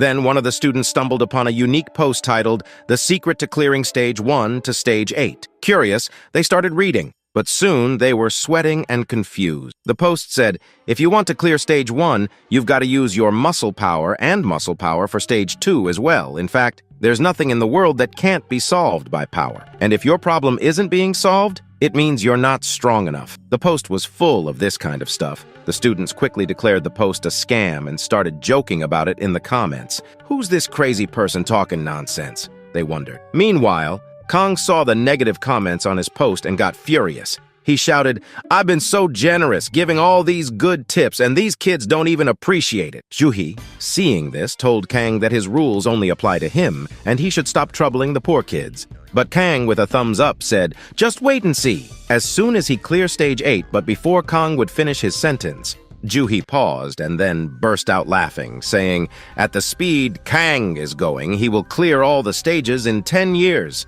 And just like that, the brother-sister fight started up again. But Kang didn't care. He used his muscle power and cleared stages 6 and 7 in one go. Stage 6 clear reward was a grade B longsword made of black steel. Durability, 500. This longsword was once wielded by a psychopath murderer. After absorbing the aura of thousands of people's blood, it turned black and could only be wielded by a sinister psycho. Stage 7 clear reward, Ronald armor. Also grade B. This was worn by a psychopath warrior in ancient times. Well, it was weird enough that all the reward items he got were used by psychopaths, Kang thought, but his mind was elsewhere. He was thinking about how he needed to somehow complete Stage 8 and surprise Juhi. Only then could he use all these items in the real world. Kang opens his eyes and finds himself once again in that same endless white room. The system notifies him, "Welcome to Stage 8." And this time, a lovely, seductive voice asks him, "What do you believe?" Kang doesn't quite get what's being asked. But before he can make sense of it, the white space around him starts cracking. The sky above him shatters, and the ground beneath his feet breaks apart. He falls, screaming, tumbling down for what feels like an eternity. When he finally opens his eyes, he finds himself in the middle of a city, surrounded by a crowd. Is this his city? Kang wonders, confused. But then, a lady crosses his path, walking right through him like he's some kind of hologram. He turns to look at her, and suddenly, Kang notices that all the people here have human-like bodies, but their faces are not human. Some look like lizards, some like dogs, but their civilization is just like Earth. Just then, Kong notices a monster staring at him, or so he thinks. Is this monster watching me, he wonders? Is my mission to destroy this world? But then, Kong realizes it's not him the monster is watching, it's something behind him. Suddenly, a massive portal opens up behind Kang. Out pour golems, gigantic tarantulas, creepy insects, dragons, you name it. They start attacking the city, slaughtering the inhabitants right in front of Kang's eyes. The system notifies Kong the Hakin dimension has been opened. It dawns on Kong that this is what the system warned Earth about. 5 years from now, this is what will happen. A flood of monsters will invade and wipe out humanity. But that's not all. Kang sees a colossal shadow looming overhead. As he looks up, a chill runs down his spine. What the hell? He thinks. This godlike, humongous being obliterates the planet in an instant. Kang wakes up in the white, endless space again. He's completely baffled, trying to make sense of what just happened. The seductive, cute voice speaks to him again. How do you feel? Surprise? Kang looks ahead and sees a hologram of a white celestial being. Are you a god? Kang asks. The laughing angel replies, No, I'm not a god, but you can think of me as a kind of dimensional administrator, and those who reach Stage 8 will have a chance to meet her and ask any question. Kong, now dead serious, asked, What I saw on that unknown planet, will that happen to Earth in 5 years? The angel replied, It depends on what humans do. She did everything she could to protect Earth from that fate. After all, I'm the one who created the tutorial and gave everyone their powers. Kong, growing more confused by the second, asked, If she is so powerful, why don't she just stop this shit from happening herself? Hearing this, she chuckled and with a seductive voice explained, She is from a different dimension. She can't just change the laws and save everyone. All she could do was give humanity a chance to survive. Then she continued, Out of every one player, Kang, you were the most untalented guy and also the most entertaining. You made me laugh the most. Hearing this, Kang became serious again and was about to ask if she was the one who kept changing the theme of Stage 5, but before he could finish his sentence, the angel chuckled, congratulated Kang for clearing Stage 8, and said, The tutorial was just the beginning. Suddenly, Kang started to float. He realized she was the one messing with him. But before he could say a word, the floor beneath him vanished, and he began to fall. Furious, Kang raised his hand and screamed his lungs out, cursing the angel. "You son of a—" But before he could finish his sentence, Kang vanished. The angel, with a seductive tone, whispered, "I will be waiting for you." Kang wakes up furious, trying to scream again, cursing that damn angel, but nothing comes out. His face turns beet red. Then he realizes something is stuck in his mouth. He yanks it out, and what does he see? Juhi's socks. Disgusted, Kang spits and gags. Juhi is sitting there cool as a cucumber, like she's the boss of the house. She taunts him. "I knew you were going to wake up screaming again, so I came prepared. So what dish did the goblins cook up for you today?" Kang, still tasting sock, throws it back at her, smirking. He doesn't even bother to answer. Instead, he opens his status window. Juhi's eyes widen. Kang laughs, a smug smile plastered on his face. "Did you see that? The power of your amazing brother!" Juhi just rolls her eyes and stands up, not really impressed. "Now that you've completed the tutorial," she says, "get out of the house, find a job, and start earning some money. I'll make you a special breakfast just for today." Kang feels a little hurt seeing Juhi so calm, so he whines. "You could have at least congratulated me. You're so cold-hearted, no wonder you don't have a boyfriend." That hit a nerve. Juhi, without missing a beat, chucks the cooking spoon right at Kang's face. Later, we find Kang lounging on the sofa, checking his status window while Juhi heads off to work. Kang's now level 28, with strength at 21, agility 19, stamina 20, magic 20, and a slew of skill. Finally, he takes out the item he got from the ugly-ass goblin. When he opens the box, he finds a dirty, worn-out book. Kang picks it up and says, "Reveal your true nature, my boy." The system notifies him that it's a magic explosion skill book. After learning it, he can fire a magic orb with explosive power. Kang, with a dead serious face, stares at the book for a moment. Then, like a kid with a new toy, he starts laughing maniacally, holding the book up in the air. Yeah, Kang's gone a bit mad by now. The system asks if he wants to learn the skill. Kang says yes, and the book vanishes, the knowledge transferring into him. With everything he's ever wanted now at his fingertips, Kang clenches his fist, finally smiling like a normal person. "Now," he says, "it's time to go to the Awakener Association. Sign up and kick some goblin ass." Meanwhile, the scene shifts. We see a cute, innocent girl carrying a Starbucks cup. Her name's Mi Young, a newly appointed public servant whose job is to fill out forms for people who've crossed the age of 18. It's her dream job. She imagines all the handsome rookie awakeners she'll meet, but oh, how wrong she was. Cut to the reality. Mi Young is sitting at her desk, trembling with fear, tears streaming down her face. Why? Because Kang is standing right in front of her, holding an application form. He's looking like a villain straight out of a horror movie, with dead, serious eyes that seem ready to stab her with 15 knives. Poor Mi Young can't even speak. She just mumbles, "Please show your ID," but it's so soft Kang can't hear her. "What?" Kang asks, and that's enough to make her burst into tears.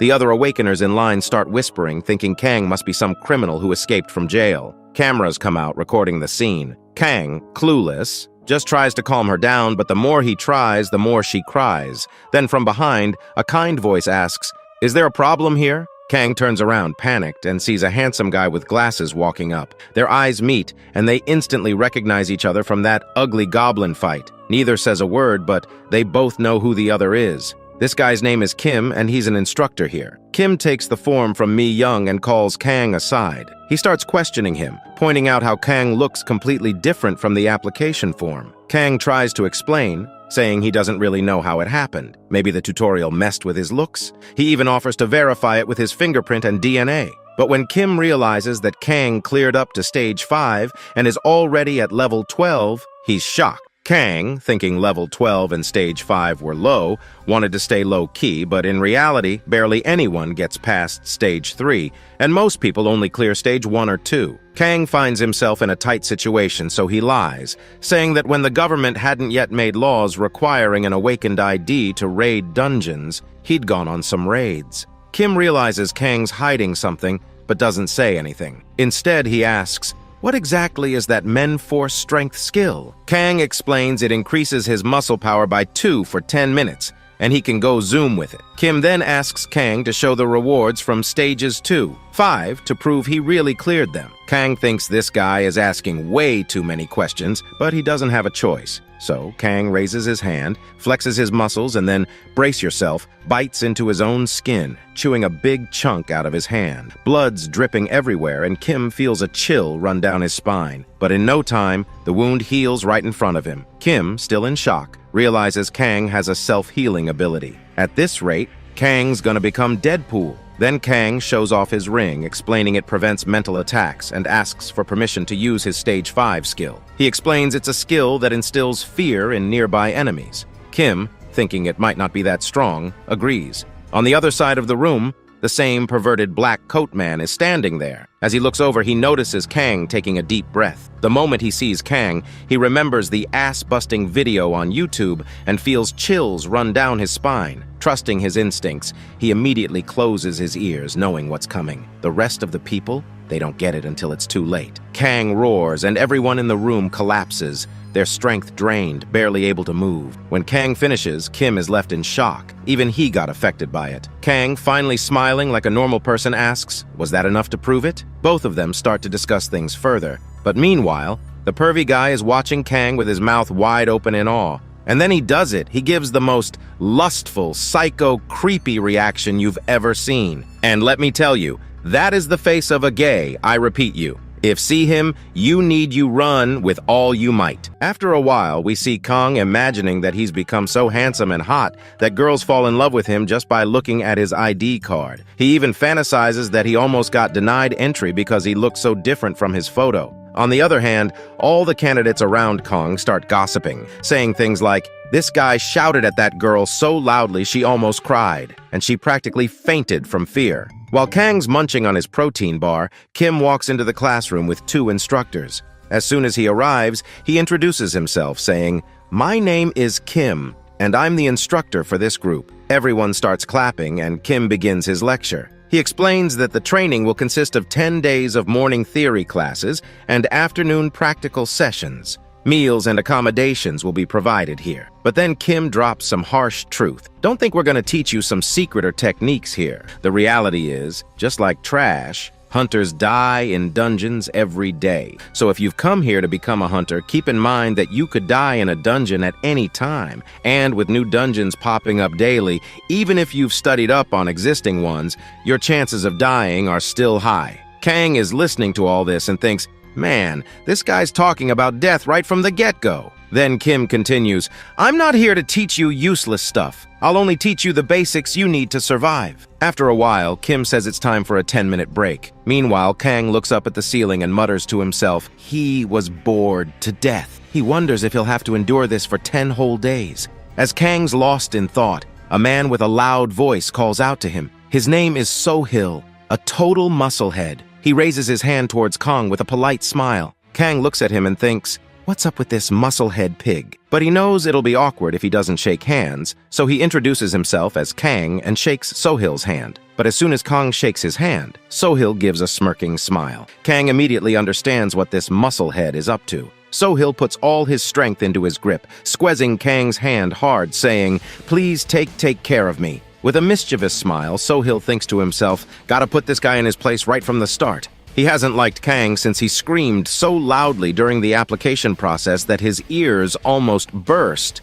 But to Sohil's surprise, Kang doesn't react at all. Despite Sohil putting all his strength into the handshake, Kang is sitting there like he's shaking hands with a kid. Kang realizes that Sohil is trying to assert dominance. But there can only be one king in the jungle, Kang thinks. And he's not about to let Sohil dominate him. So, Kang activates his giant's power, doubling his muscle strength. This time, Kang squeezes back hard. Sohil starts panting from the pain, unable to believe that he's losing in a strength contest. He's put all his stat points into strength during the tutorial, and until now, he hasn't met anyone stronger than him in Newbie Zone. As everyone watches, Sohil's veins start popping out. And then, bam! In a single snap, the veins in Sohil's right hand burst, and blood starts spraying like a fountain. The floor becomes a bloody pool. The entire classroom is shocked as Sohil goes pale. Meanwhile, our gay boy started laughing like a psychopath, with a perverted smile.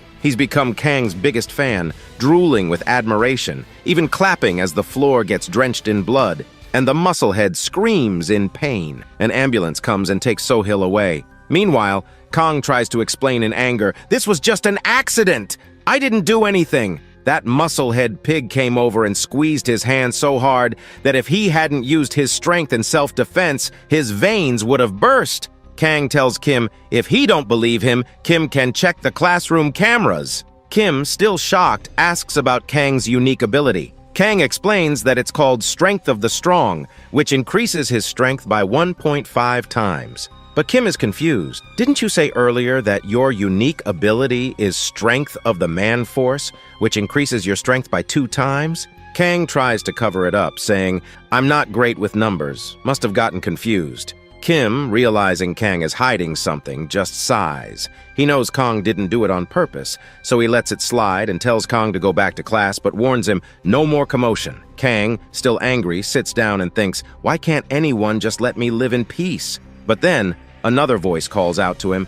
Kang looks up to see the same blonde guy from earlier sitting next to him. "Can I sit here?" the guy asks. Kang, irritated, says, "Sit wherever you want." But in his mind, he's thinking, first a musclehead, now a thug? The blonde guy introduces himself as Yo-Song and asks if he can call Kang his elder brother. "I admire you," Yo-Song says. Kang doesn't get it. Why does this guy admire me? Yo-Song explains that ever since he saw Kang beating that ugly Goblin's ass on YouTube, he's been a huge fan. And when I saw you at the application process, I went crazy for you. But when I saw that musclehead's arm get busted, I knew you were the real deal. Kang thinks, this guy's not normal either. Frustrated, Kang tries to explain, it was just an accident. After sending Musclehead to the hospital, Kang gets back to class. Kim continues explaining that if a dungeon isn't cleared within 5 days, it will break, releasing monsters that will kill civilians. He explains the difference between temporary and permanent cores in dungeons. Destroy the temporary core, and the dungeon will close in 5 days.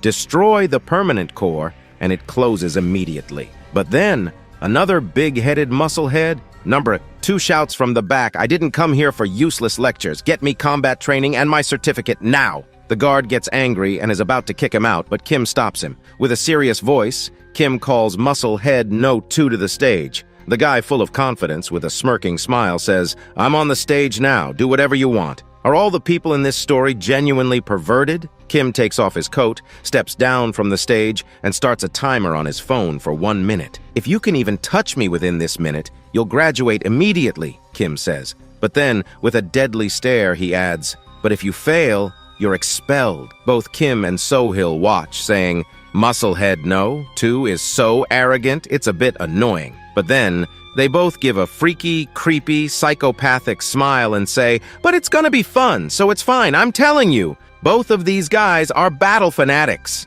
Musclehead No. 2 gets all riled up by Kim's arrogance. He pulls out his sword from his inventory with a smug smile, full of confidence, and says, "You're gonna regret this, man." Instructor No. 2 tries to warn Kim, saying, "Hey, that's a real sword, you might get hurt." But Kim, like a total badass, just adjusts his glasses with a dead serious face. "It's fine," he says coolly to his junior. Then turning to Musclehead No. 2, he adds, "Come to your daddy." Musclehead No. 2, now absolutely furious, veins practically popping out of his forehead, charges at Kim. He swings his sword with everything he's got, but Kim dodges it like it's nothing. Kim smirks and says, "If you scream like a madman and attack a monster, it'll eat your neck first." Enraged, Musclehead swings wildly, trying to cut Kim in half, only to realize he's sliced through nothing but an after image. Kim reappears right behind him like a ghost, whispering in his ear, "You might be strong, but you're so damn slow, you're useless in a real fight."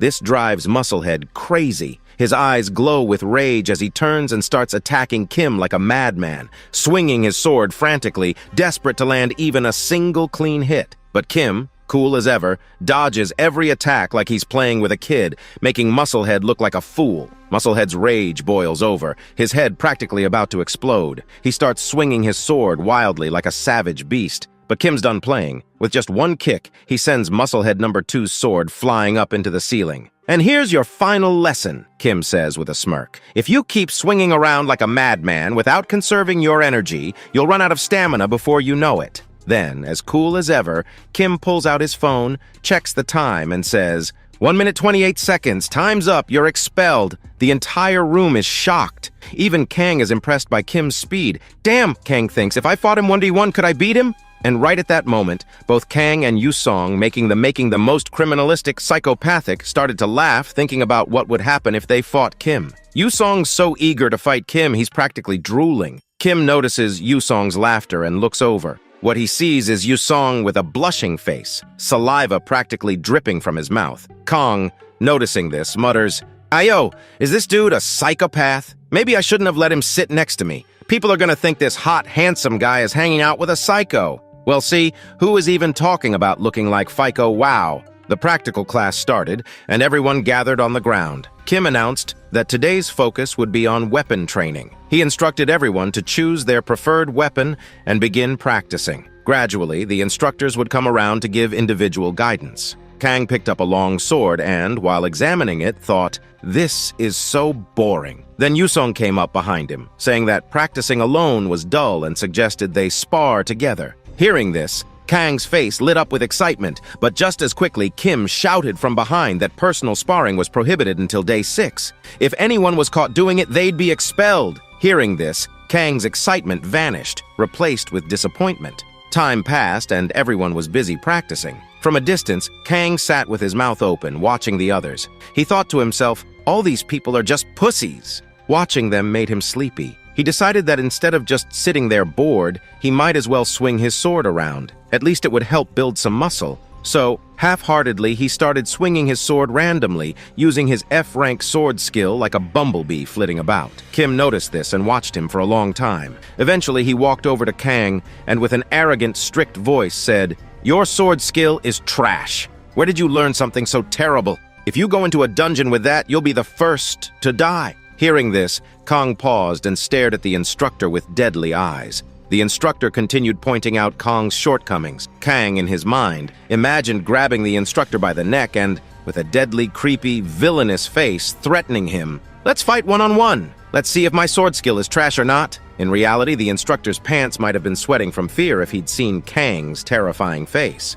But Kang, back in reality, just scratched his ear, deciding it wasn't worth starting a fight. His ear probably stank too. That's when Kim called out to the instructor. Clapping his hands, he grabbed everyone's attention and announced that there would be a sparring match between Kang and the instructor's junior. Both Kang and the instructor were surprised by this. Kim handed his sword to the junior and told him to be careful while sparring with Kang. Hearing this, Kang gave a smirking smile, while the junior remained clueless, wondering why he had to be careful with a newbie. Kim started the countdown. 3, 2, 1, and the fight began. The instructor's junior was a bit serious, but Kang had a big, battle-fanatic smile on his face. As soon as the countdown ended, Kang dashed towards the junior, his eyes glowing with excitement. With a single strike, even though Kang didn't use more than 10% of his power, the instructor's sword shook. Kang lifted his sword into the air, and with one strike, he sent the junior's sword flying. The instructor was shocked, and the sword flew into the air, only to fall down next to the junior's head moments later. The entire place went silent, everyone in awe.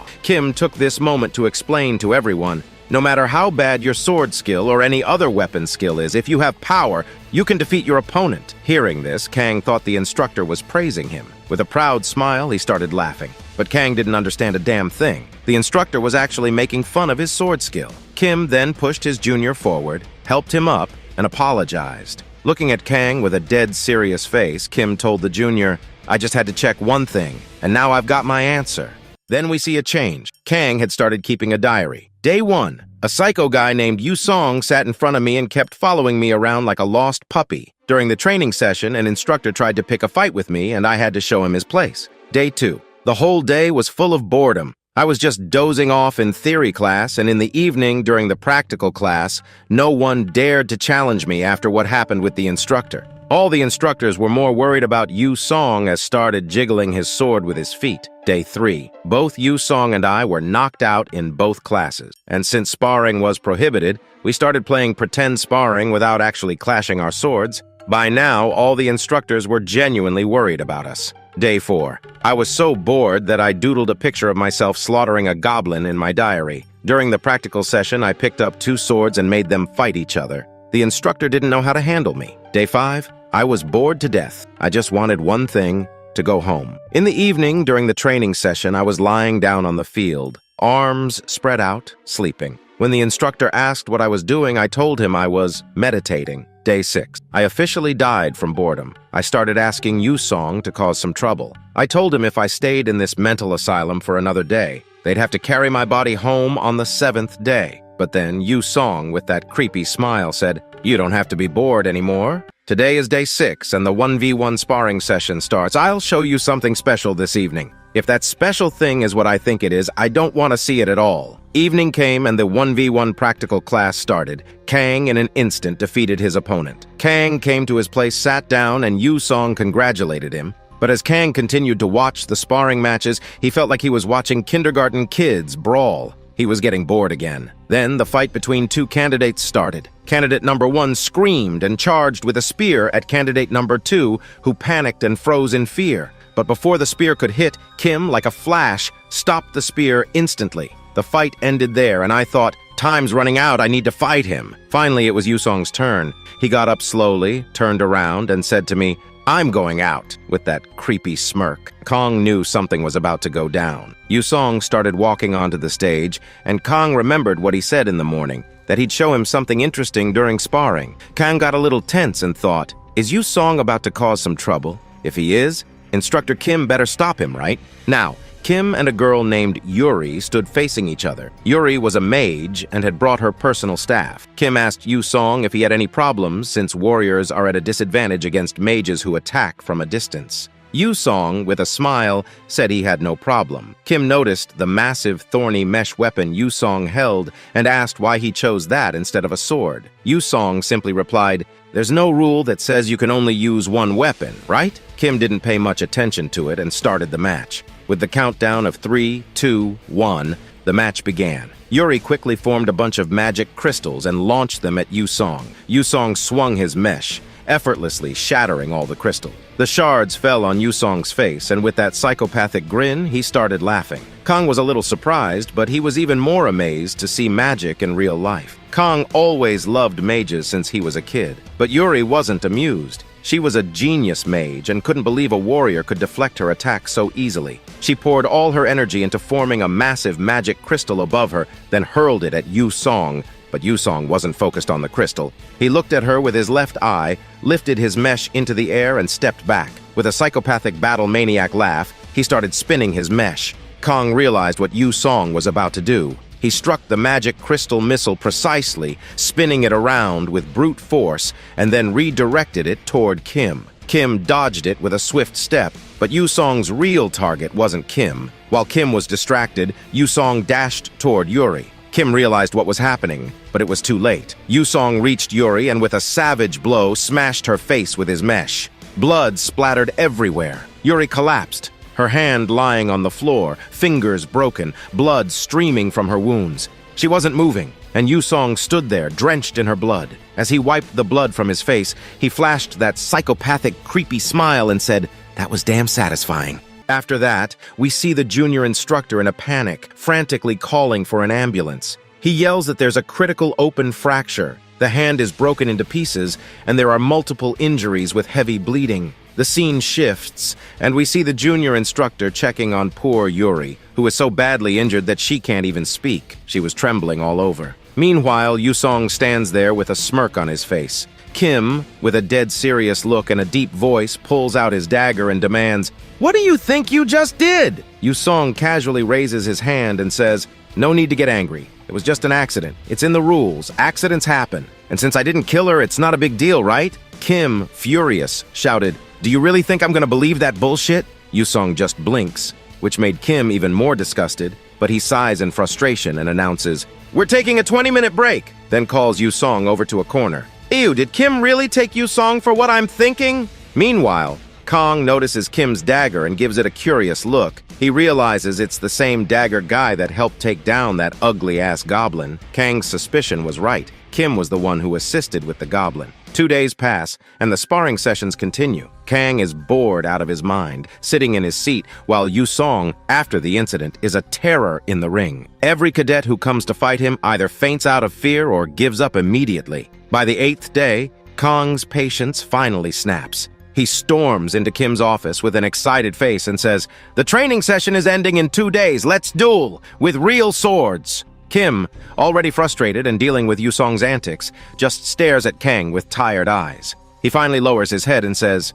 "Yusong's already made my life hell. Please don't make it worse." Kang pauses, then says, "I know you're bored babysitting these kindergarten kids every day. Don't you want a real fight?" Kang, with a chilling dark aura, suddenly appears behind Kim and whispers, "We've met before, haven't we?" The next thing you know, they're in the auditorium, ready to spar with real swords. Kim thanks Kang, saying, "If he hadn't been there, a lot of people would have died." Kang modestly replies, "It was his duty." But deep down, he's thinking, Kim will not want to take the item he got by popping the ugly ass's ass right. Kim then notices Kang's long black sword and asks, "That's a pretty impressive sword you've got there. As far as I remember, clearing stage 6 gives you a unique sword, right?" Kang, trying to play it cool, lies, "Yeah, I found it lying on the road." Kim, not buying it for a second, opens his inventory and pulls out his dual daggers. With a dead serious face, he says, "These daggers? I found them lying on the road too." With that, he suddenly leaps from his position, disappearing in a flash, and slashes at Kang with lightning speed. Kang barely manages to turn around and block the attack. Kim laughs and says, "I thought you focused only on strength, but it seems your speed is impressive too." Kang grins and replies, "I know this isn't your full speed, and since I've got recovery speed, you can come at me with everything you've got." Hearing this, Kim smirks. "If that's the case, I won't hold back." He disappears again, this time moving so fast that Kang can barely keep up. Kim strikes from all directions, his daggers almost a blur, but Kang, with a creepy, satisfied smile and glowing red eyes, is loving it. "This is what I was missing!" Kim cuts him from all directions, but Kang's wounds heal almost instantly. Realizing how strong Kang's healing ability is, Kim gets more serious. He plans to put his dagger on Kang's neck, expecting Kang to dodge so he can go for the stomach, but Kang surprises him. Instead of dodging, Kang puts his hand in front of the dagger, letting it get stuck between his bones. Kim, shocked, tries to pull his dagger back, but it was stuck. Kang, with that death-creepy chillin' smile, says, "Got you now, baby!" And before Kim can react, Kang pulls him in close and headbutts him hard. Kim spits out blood and is momentarily knocked unconscious. His glasses go flying as he crumples to the ground. After a few seconds, Kim comes to, realizing he's lost. Time passes and we see Kang sipping on a Coke with an ice pack on his head. Kim, still recovering, admits, "I didn't think you were this strong." Kang grins. "That sparring match was a draw because of my passive regeneration skill." Kim teases, "Which means I won." Kang gets flustered, insisting, "It was a draw. I didn't use my passive skill on purpose." They bicker playfully for a moment before Kim sighs. "Thanks, Kang. I've been so tired of pampering these kids for months. This was the most fun I've had in ages." He then tells Kang to get some rest, reminding him that tomorrow is Dungeon Exploration Day. Meanwhile, outside the academy, a mysterious man in a black hoodie stands by the dungeon entrance. He looks left and right, then vanishes into the shadows as the door opens. The door closes behind him, leaving only the dark, ominous entrance to the dungeon. It's morning and everyone's lined up in front of a dungeon. Kang steps forward and explains, "This place has been designated as an educational dungeon by the Awakener Ability Training School. Welcome to Ephraim Dungeon, Geeka's Forest." He continues, "The monsters here are called Geekas and they're tougher than the usual Ephraim Dungeon monsters. But this place was chosen for training for two reasons. First, it's a field-type dungeon, so there won't be any traps or hidden dangers, just monsters. Second, it's pretty easy to lure Geekas and take them on one by one." Kim steps up, opens the dungeon door and says, "I'll give you the rest of the info once we're inside." Kang takes a deep breath and steps through the entrance. This was his first time entering a dungeon, and he was feeling a mix of nerves and excitement. As soon as he stepped in, Kang felt a weird sensation, like he was floating for a second while passing through the door. When he opened his eyes, he found himself in a completely different place. A lush, green forest. Sure, it was a dungeon, but it looked more like a freaking picnic spot. As they walked, Kang, still taking it all in, asked Yusong, "So, if we go out through the dungeon gate, we'll be back on Earth, right?" Yusong, rolling his eyes, replied, "Bro, they taught us all this in theory class. You should know that by now." Kang, a bit annoyed, turned to him and said, "Why are you talking to me? I don't want people thinking a hot, handsome guy like me is hanging out with a psycho." Yusong, not missing a beat, mumbled, "You're the one who started talking to me first." After a bit, Kim gathered everyone in one spot and instructed one of his juniors to go fetch a Geeka monster. As they waited, Kim explained, "Geeka is a bird-type monster. It's a little over 2 meters tall, looks kinda like an ostrich. It's got quick feet and a beak strong enough to break through plated armor. A direct hit from that beak? Well, let's just say it won't be pretty, so stay alert. The standard strategy is to surround it with several people and tie its feet. Before Kim could continue, everyone suddenly received a notification. A message popped up in front of them, stating that the central core of the dungeon had been removed. A portal to the outside had opened, and the dungeon was about to collapse. The ground started shaking, and the sky above them began to crack. Panic spread like wildfire. Everyone was freaked out, thinking if they didn't get out soon, they'd be trapped in the dungeon forever. But Kim, keeping his cool, shouted, "Everyone stay calm! The dungeon doesn't break immediately, we've got at least an hour, so move out in an orderly fashion."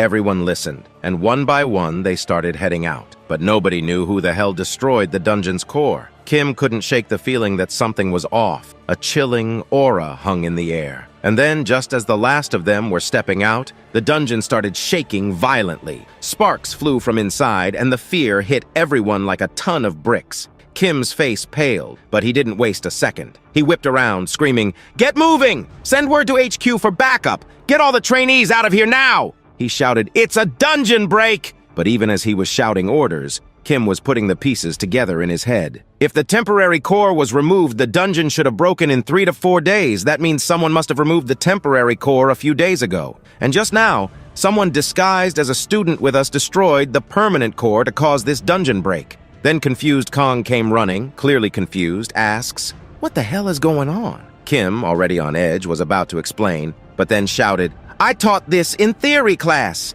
I don't have time to explain in detail right now. All you need to do is kick some ass." Just as Kim finished, a monster burst out of the dungeon, and without another word, Kim bolted, trusting Kang to handle the situation. But Kang, still trying to make sense of everything, kept shouting after him, "Wait, explain the dungeon break." As Kang turned back around, he saw a swarm of monsters charging straight at him, practically begging to get their asses handed to them. The sight of it made Kang's excitement skyrocket. He could hardly contain himself when suddenly a voice caught his attention. "Include me too, big brother." Kang spun around to see Yu Song dashing in, smashing monsters left and right. It surprised Kang just how much power Yu Song packed. As Yu Song crushed a monster's head, the blood splattered all over his face. With his mouth wide open, saliva drooling, he laughed like a maniac. As expected, crushing it with a mace is really the best. On the other hand, Kong felt disgusted watching Yu Song's crazed expression, thinking,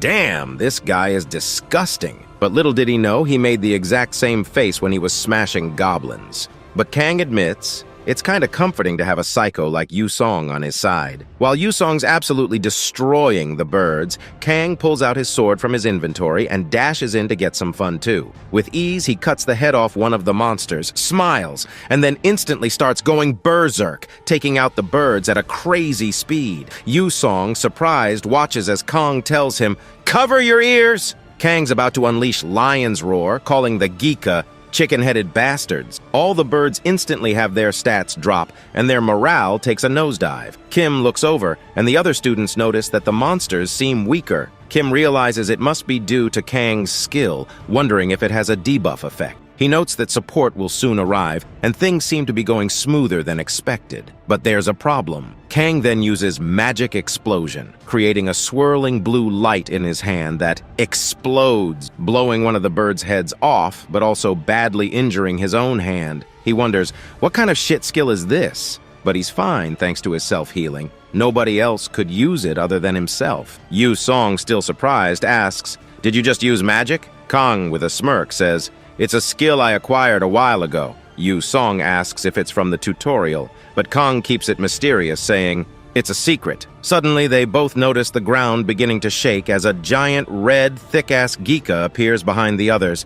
It's a mutant Geeka, a boss monster. Kim realizes this is bad news, as the reinforcements haven't arrived yet. No matter how strong Kong and Yu Song are, dealing with small fries is totally different from facing this monster. And it's the first time both of them are dealing with a real monster, at least for Yu Song. But we can't say the same for Kong. Yu Song, seeing the thick chicken ass, pauses for a moment, words failing him, his body shaking, and the next moment, boy oh boy, Yu Song, with that pervy, blushing, creepy smile, starts saying, Bro, that's mine! Please, let me have it!" Meanwhile, Kong, licking the chicken's blood from his mouth, his eyes gleaming with green, starts laughing maniacally too, shouting, "I'm gonna eat that thick ass alive! Oh yeah."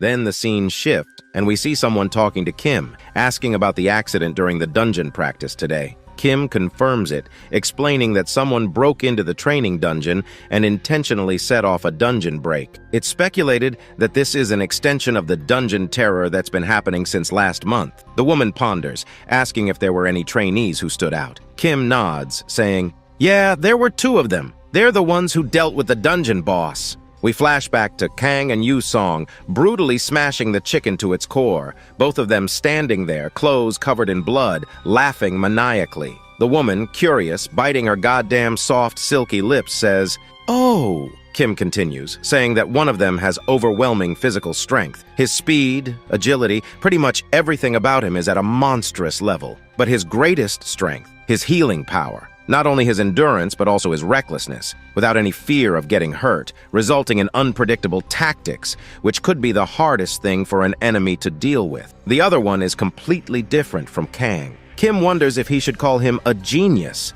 saying that he's a trainee born with excellent fighting sense. His quick reflexes and tactical proficiency are outstanding, but his overly cruel nature is a big flaw. The woman, disregarding that last bit, says it's rare for Kim to praise someone that much, asking if he made a recruitment offer. Kim says, it's illegal to scout the trainees when you're an instructor, and she calls him as inflexible as usual. He laughs, saying it's natural for employees to resemble their boss's personality, as he calls her their guild leader. Then, after 3 goddamn boring conversations, we finally get to see the woman's face. And I gotta say, she's waifu material. We learn that this is Seon, who was mentioned earlier in the story. She says it's good to be an instructor, but asks him to return to the guild soon. This accident feels very strange to her, and Kim says he understands. The scene shifts again, and we see that it's finally the 10th day. The principal is giving a lecture, and Kang finally gets his Awakener certification. But as soon as he and Yusong reach the main door, he notices a goddamn white, sparkling limousine. A man steps out of the car and says, "Master, please get in." And Kong, surprised, asks Yusong, "Were you born with a silver spoon?" Yusong smiles and tells Kong to get in, saying he'll take him home. Kong thanks him, then gets into the car, saying he's never ridden in a car like this before. Just then, Kim calls out to Kong from behind. Kong turns around and once again mispronounces Kim's name as Kring. By now, Kim's used to Kang's weak memory, so he just laughs it off. Kang, feeling that Kim came to say goodbye, says, "You're surprisingly the affectionate type." Kim sighs, saying, "It's not like that, but sure, let's say it is." He adds that the dungeon break accident that happened yesterday, and the clear rewards will be given to both of them. As Kim turns back to leave, Kang, flustered, screams for him to wait, asking, "Is that all you've got to say? At least give some words of gratitude." Kim sighs, telling Kang that he knows he's strong, and that he's probably going to keep getting stronger. He's sure they won't have to wait long before they meet in a dungeon again soon. But he reminds Kang to never forget his responsibility as a person with abilities, because now he's an ability user. We see Kang, with a very serious face, showing off his new card while it's stuck to his forehead like an idiot, asking Juhi if she sees his potential. But Juhi doesn't give a damn. She's just watching Asura recaps and was even subscribed to the channel like you all are, right? Right? She's on her phone, sarcastically saying, "Yeah, it's so great and admirable." Kong, feeling a little too proud, tells her that her arrogant behavior should stop starting today because from tomorrow onwards, he's going to run through all the dungeons in the area. Then he pauses, thinking, how the hell am I supposed to get there? Can I find a dungeon by searching on the map? Juhi smirks and says there's an app for that called Radar. Kong, now impressed, calls her a genius. But Juhi, confused and worried about Kang, thinks, although Kang was a loser and weak before, he wasn't this dumb. Did he gain muscle in place of his IQ? Kang explains that he did some research, reading about the app, which talks about dungeon maps, monster information, and even recruiting party members. He mentions that Gekka's Forest is an F-rank dungeon, and he wonders if he can handle it on his own. He thinks he can make a lot of money and maybe even brag to his mom about it. A month flies by, and the news announces that the reward for clearing the lowest grade F-rank dungeon is 20 million won. The magic stones, which are attracting attention as a new energy source, are said to be dropped by monsters. We then hear Kang's father asking his mother if she's heard from Kong lately, mentioning that he got a license or something last month. She then tells him that Kong actually sent them 10 million as pocket money, and it looks like they even got a used car last week. The dad, surprised, says, "Now, Kang earns more than his old man," and he laughs. But his mother, putting down the plate, is worried. She's heard that a lot of people get hurt and die in these dungeons, and she wonders if something bad might happen. The dad tries to reassure her, saying it's better for Kang to be doing this than being unemployed. On the TV, they say that when you go into a dungeon, you should form a team. The father says, "Kang's not the type to do things recklessly, so it'll be fine, I guess." She reluctantly agrees, saying that Kang's always been smart since he was young. Meanwhile, Kang was raiding dungeons alone. Well, his parents didn't know Kang had become Deadpool and had a Minecraft bed to respawn. And Kang? He was busy popping some tarantula's cherries with his psycho smile, blood all over his face. Outside the dungeon, we see his car, which he's lovingly named Butley. His phone is ringing, but he's not answering. His mother, worried, says he must be sleeping or something, and the father suggests she just call him tomorrow. She agrees, but says to make sure to tell him about that thing in front of the supermarket. Then we get a close look just in front of Kang's parents' house. A freaking creepy, worn-down gate appeared. And the exact moment it opened, with a creak, a chilling aura came pouring out from the dungeon. And just a few moments later, some damn sons of goblins and orcs started marching down in the thousands. But that wasn't the end. A freaking, thick, huge-ass goblin was also marching from behind. The scene shifts, and we see Kang coming out of the dungeon, having cleared it solo, saying, "Nothing's better than kicking some ass." He heads toward his car, opens it, and picks up his phone, noticing there are 36 freaking missed calls from Juhi. The phone rings one more time, and Kang, curious, picks it up. On the other end, Juhi's voice is shaking. She's crying and saying something bad happened. She explains how a dungeon opened near Mom and Dad's house and that they're in danger. Hearing this, Kang's face goes dark, dead serious, his eyes wide open. The scene shifts, and we see Juhi still shaken and worried, telling Kong not to go alone. But for the first time, Kong, acting like a damn big bro with a kind and polite tone, reassures her, saying, "No need to worry. Who do you think I am?" Turning back with confidence, Kong reassures Juhi again, saying, "Even though I might look like a loser at times, I cleared stage 8, which only 3 people have done in Korea. So all you need to do is trust your brother." Juhi is still tense but waves Kong goodbye, saying, "Please take care and don't lose your cool." Kong waves back, telling her not to worry, but as soon as he closes the door and sits in his car, his face turns dead serious, like he's about to devour all the orcs alive. The scene shifts again, and we see the military stopping Kang, telling him he can't proceed any further and that he should turn back. Kang says he's an ability user and asks if he can go through. They try to tell him he might die if he goes alone, but another man steps in and tells them to let him through. They're low on manpower, and any ability user is welcome, but they won't be responsible for anything that happens afterward. Kong understands and thanks them for their hard work. As he moves through the woods, Kang notes that there are at least 5 confirmed dungeon breaks, with an E rank mixed in. He hopes his parents are safe and holding up well, wondering if he'll arrive on time. Just then, a big-ass boar rams into the side of his car, sending him flying off the road and crashing into a nearby tree. As we see the boar's eyes glowing red, there's a brief silence. Then Kang stretches out of the car, crawling out, muttering, "What bad luck! This fucking pig just ruined Butley." He draws his blade, saying he will avenge his beloved comrade. The pig starts to growl at him. Kang looks up, realizing it's actually quite big. Then he hears a screeching sound and glances over to see a big group of green asses running in. They're all goblins, heading straight toward him. Kang wonders if he burned down a goblin country in his past life or something, because just when he thinks he's forgotten about them, they show up and cause trouble. Forget about winning. He doesn't have time to deal with all of them. He starts to run, saying, "They say the best revenge is forgiveness," and tells the pig, "I gotta go. Have a good time." As the pig growls, we see a volley of arrows flying from its side. Kang's plan worked. He intentionally ran toward the goblins so that their arrows would hit the huge-ass pig, and it worked. Like that, the pig and goblins start killing each other, and Kang watches from the side with a satisfied look on his face. After that, Kang starts running, saying, Now that Butley is gone, I can't waste time on unnecessary things. Night falls and Kang's phone is broken, his battery nearly dead. He had to save it, so he did the unthinkable, trusted Google Maps to navigate through the jungle, but he got lost. Just then, he hears a weird sound in the woods, and we see something slowly approaching him from behind. As he turns, making eye contact with it, Kong instantly slices with his sword, and only blood follows. It was an invisible wolf called a disrufin. Once it falls to the floor, Kong is surprised, saying, "I didn't think there were monsters that could turn invisible too," and realizes he won't be able to sleep comfortably tonight. As even more begin to circle him, slowly revealing a whole horde of them, he readies his blade, instantly slicing multiple times, slaughtering them like a killing machine. After he's done with the slaughter, he spits out the blood that got into his mouth, sighs, and then does his signature move. His eyes go red like he's smoked marijuana all night,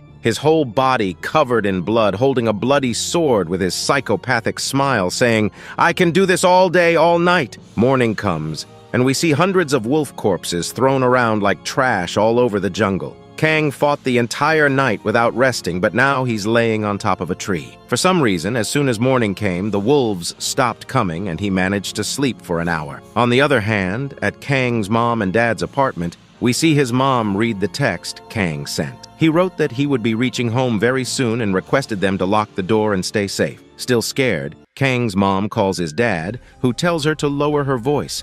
It might attract the monster. They start to whisper, worried. Mom asks, "Is it really okay for Kang to come here?" Dad, also worried, tells her to call Kang and tell him not to come, but she explains that Kang's phone is switched off. So Dad says, "It's okay, nothing will happen. I know my son is strong." But inside, he's also worried. Outside their house, there are hundreds of thick, muscular green monsters. Can their weak little Kong really kill them? Worried sick, Kang's dad glances out the window, but what he sees shocks him to his core. Outside, Kang is standing, soaked in goblin blood, covered in a dark aura, holding an ogre by its head. And in an instant, Kang crushes the skull like a balloon. Then, with a demonic smile, his face full of blood, he starts laughing maniacally, thinking, "Orcs are just a warm-up for me. Mom, Dad, your adorable little son has arrived." On the other hand, Kang's dad, seeing Kang in that terrifying state, shouted, "What the hell? Where did such a terrifying creature come from?" Kang laughs, saying, "I can handle an F-rank dungeon solo, so dealing with these orcs is a piece of cake." As more orcs approach, he adds, "Keep 'em coming, it's not even tiring." Then he spots 3 orc warriors among the horde. Each one of them could be a boss monster on its own. Suddenly he realizes, this must be an E-rank dungeon, not F-rank. He yells out, "Hey Mom! Dad, I'm coming to get you, just stay put and don't make a sound." His parents hear his voice, and his father mutters, "It can't be Kang's voice, right? I just saw a terrifying monster out there." But his mother, recognizing it instantly, says, "No, that's Kang." They peek out the window, carefully scanning the area. Kang's father realizes it really is him, but he's shocked. Kang looks like a human covered in blood, almost double his size from before, and that demonic smile, it sends chills down his spine. Meanwhile, Kang charges straight at the 3 orc warriors as they let out a war cry. He swings his blade, trading blow for blow with one of them. Another orc lunges from the side, thrusting its sword. Kang ducks beneath it, charging a magic explosion in his hand, and slams it right into the orc's face, gripping its head like a basketball. The explosion sends the orc's body collapsing to the ground. Before Kang can catch his breath, another orc leaps at him, swinging its weapon. Kang catches the blade with his hand, but the force fractures his wrist. It hurts, but not enough to stop him. He counters, stabbing the orc in the throat. With the orc impaled on his blade, Kang twists his body and hurls it into the 3rd orc like he's playing orc bowling. The orc warrior falls flat on its back, looking up at Kang in a vulnerable position. Kang, with a wicked grin, shoves his fist into the orc's mouth and says, "Magic explosion." The blue light glows from within, and the orc's head pops like a balloon, splattering blood everywhere. Kang sits atop the pile of dead orcs, blood, both his and theirs, dripping onto the ground. But he knows this is just the beginning. A whole tribe of orc warriors surrounds him, hundreds of them. Then he hears heavy footsteps and looks up to see a giant orc towering over the rest. It's an orc general. The orc general lets out a deep, menacing laugh. Kang, unimpressed, mutters, "So, you're the boss? Damn, you're ugly." He wanted to save his magic for regeneration, but it seems that's not an option anymore. He activates his giant's power, boosting his strength by 60%, and takes a deep breath, unleashing his lion's roar. "Let's see what you're made of!" He charges at the Orc General. The Orc General lands a blow on Kang's face, sending blood flying from his nose and knocking him back. Kang bumps into some of the other Orc warriors, who immediately toss him back at the boss like a rag doll. Kang realizes, "This bastard's toying with me," as he gets knocked around, then kicked hard in the chest, sending him crashing to the ground. He struggles to stand, gripping his blade tightly. "I can't back down, not while my family is just behind me." The Orc General is surprised at Kang's determination, fighting so hard on the brink of death. Kang screams, charging again, only to hear his mother's scream in the distance. He turns, seeing orcs climbing up to their window. Panic sets in, and Kang, with his bruised face and swollen eye barely open, uses his lion's roar and with all his might shouts, "You cannot go there, you fucking bastards! I'll pop all your cherries if you do!" He rushes toward his parents to save them, but gets grabbed by the orcs. He fights back, cutting off their arms and heads, but as he sprints forward, the Orc General's huge hand grabs Kang by the head. Kang struggles, unable to move, and with a bam, the Orc General smashes Kang's face into the ground, laughing maniacally with a satisfied smile. Kang, bloodied and barely conscious, whispers, "I can't let them get to my parents," as he stretches his shaking hand out, tears streaming down his face. His vision fades, his body grows cold, and he loses consciousness and dies. But just then, a flurry of attacks slices the Orc General into 4 pieces. It's none other than our waifu, who's just arrived. Afterward, her guild members arrive, saying they've also killed all the remaining orcs. She asks about the residents, and they explain they're prioritizing evacuating the injured and ensuring the rest are safe. She sighs, saying, "The damage was huge, but thanks to someone gathering the orcs in one place, it wasn't as bad as it could have been." She looks over at Kang, saying, "That's him, right? The one who was facing hundreds of orcs alone until we arrived?" She's impressed, but adds, "Unfortunately, that person died." As she's about to instruct them to take care of Kang's body with utmost care, she notices the body is gone, vanished, leaving only his clothes behind. Meanwhile, we see Kang suddenly jolt awake, his eyes wide open. Well, Kang turned out to be just a frog in an F-rank well, and I can bet his villainous arc will begin if his parents die. Kang is perched on a tree branch, the same spot where he last slept. Suddenly, the system notifies him his Z-rank skill, Resurrection, has been used. Since there was no specific resurrection location set, he resurrected at the last place he slept. As a penalty, Kang's level drops by 1, and all his stats are decreased by 50%. Just then, with a bolt of realization, Kang understands what this means. He died and failed to protect his parents. He clenches his fists, feeling the weight of his failure. Grabbing his blade, he's determined to get back there immediately. As he drops from the tree, he feels the difference in his stats and mutters, "Damn, my body feels heavy." He starts running, his mind racing. "Please be alive! Please be alive!" He keeps repeating to himself. But as soon as Kang reaches the building, he notices the place is completely deserted, his parents' house included. After wandering all night, he stumbles upon a military unit and borrows a phone from an officer to contact Kim. Only then does he get the devastating news. His father had his arms amputated, and his mother is in a coma. Kang, furious, shatters the phone in his hand. 2 months later, the news reports on the Dogon Guild hunting a boss in the D-rank dungeon, Devil's Anus. They mention that Kyan, the guild leader, also talked about a new C-rank dungeon that recently appeared. Juhi, looking concerned, asks Kang if he's heading to a dungeon again. Without hesitation, but with a hint of sadness still in his voice, Kang says, "Yes." Juhi, worried, says, "You've already died 3 times this week." But Kang, unbothered, tells her he's fine. As he walks away, she tries to tell him it's not his fault his parents ended up like that, but he closes the door and leaves, her concern evident. As Kang descends the stairs, Juhi steps outside the door, watching him go with a worried expression, thinking if she had cleared higher in the tutorial, she might have been able to do something. Inside a dungeon, we see a giant ant called Antria being killed by a man with a spear. He levels up, getting hyped, and is congratulated by his party for being the ace. The guy internally brags, thinking he's too good to hang out with losers like them, but soon he'll be level 35 and ready to join the Dogon Guild. Suddenly, they spot someone running toward them. It's Kang. The guy warns him that the core room is ahead and it's dangerous, but Kang ignores him and keeps running. The group decides to follow, curious about what he's up to. Kang, standing in front of an army of huge ants, all ready to devour him,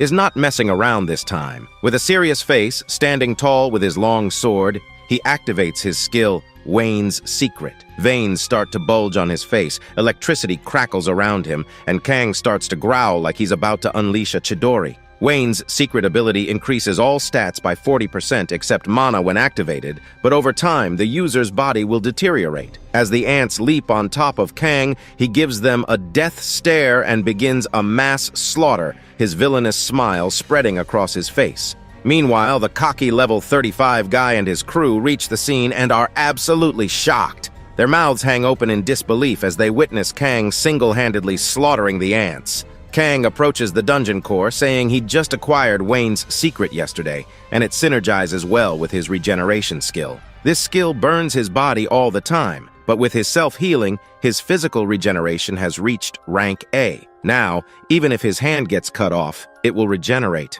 "Man, I'm telling you, he's becoming Deadpool day by day," he muses. Just then, the cocky guy calls out to Kang from behind and asks if he's really okay. Kang replies, "I'm so much better I could dance!" Hearing this, they exchange glances, and Kang grabs the dungeon core, a normal core, puts it in his inventory and says, "If there's nothing else, I'll take my leave. Now please get out of my way." With that, Kang leaves without another word. They ask if he's not going to collect the magical crystals from the corpses, but he says he doesn't need them, it's all theirs, and leaves, thinking he doesn't have time to waste. He wants to become the strongest. The group instantly starts collecting the mana crystals, wondering how much money they're going to get. The spear guy turns around, giving Kang one last glance before they leave. Sometime later, one of them asks who that man was. The cocky guy replies, "Why does it matter? We're earning a lot of money, and that's the important thing." He tells her not to get so caught up on it, as there are different types of people everywhere. The important thing is that they earned a few days' worth of money at once, all thanks to him.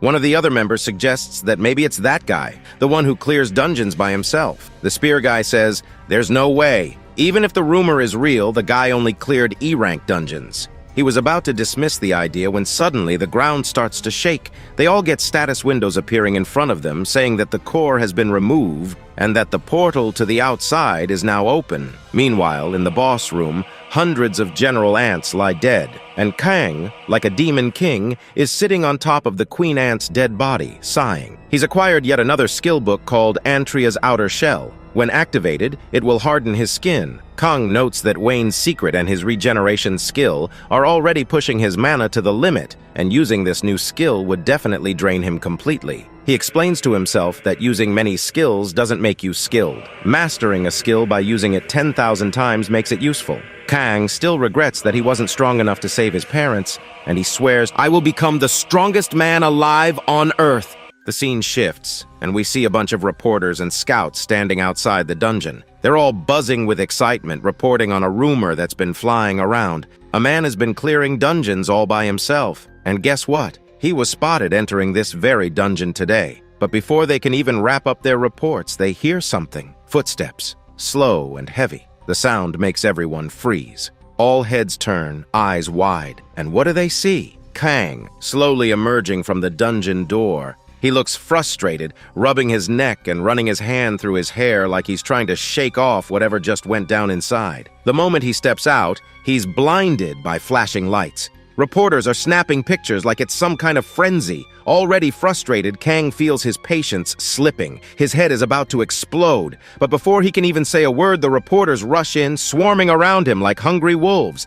"Are you the new hunter who's been clearing dungeons solo? Look here, give us a comment." Some guild recruiters even shove cards in his face, trying to sweet-talk him with promises of benefits. But Kang doesn't give a fuck. He's got no interest in their offers. He's got one mission, to get stronger, to protect his family. So with a cold, dismissive tone, he shuts them all down. "I'm not interested," he mutters. "Don't know who this rumored rookie is that y'all keep talking about. Think whatever you want." He brushes them off and moves to walk away. But one reporter, he doesn't budge. And they collide. The reporter has the nerve to say, "Did you just bump into me? That's it!" That one little sentence was the final straw. Kang's patience, gone. His veins start pulsing, his face darkens, and in a booming voice he shouts, "What are you gonna do if I did? Huh?" His bloodthirsty glare alone makes the poor reporter's meat turn to jelly and looks like he's about to wet his pants. Terrified, the reporter stammers out an apology, practically shaking in his boots. Kong doesn't even respond, just takes a deep breath, calming his frustration, and walks off without another word. As soon as he's gone, the whispers start. The reporters huddle together, gossiping. "Did you see that? He was about to murder that guy! He's definitely a dangerous underground gangster. We need to check if he has a criminal record." Meanwhile, Kang finally reaches the parking lot, standing in front of his car. Bunty number 2. Yeah, you heard that right. Kang's about to get in, still muttering under his breath about the reporters and guilds being such a headache when suddenly, someone calls out from behind. He turns, eyebrow raised. A middle-aged man, smiling politely, approaches him. The man hands Kong a card, his tone gentle. "No need to get defensive, Kong. I'm here to help." Kong takes the card, eyeing the man cautiously. "I'm from the Alliance Association.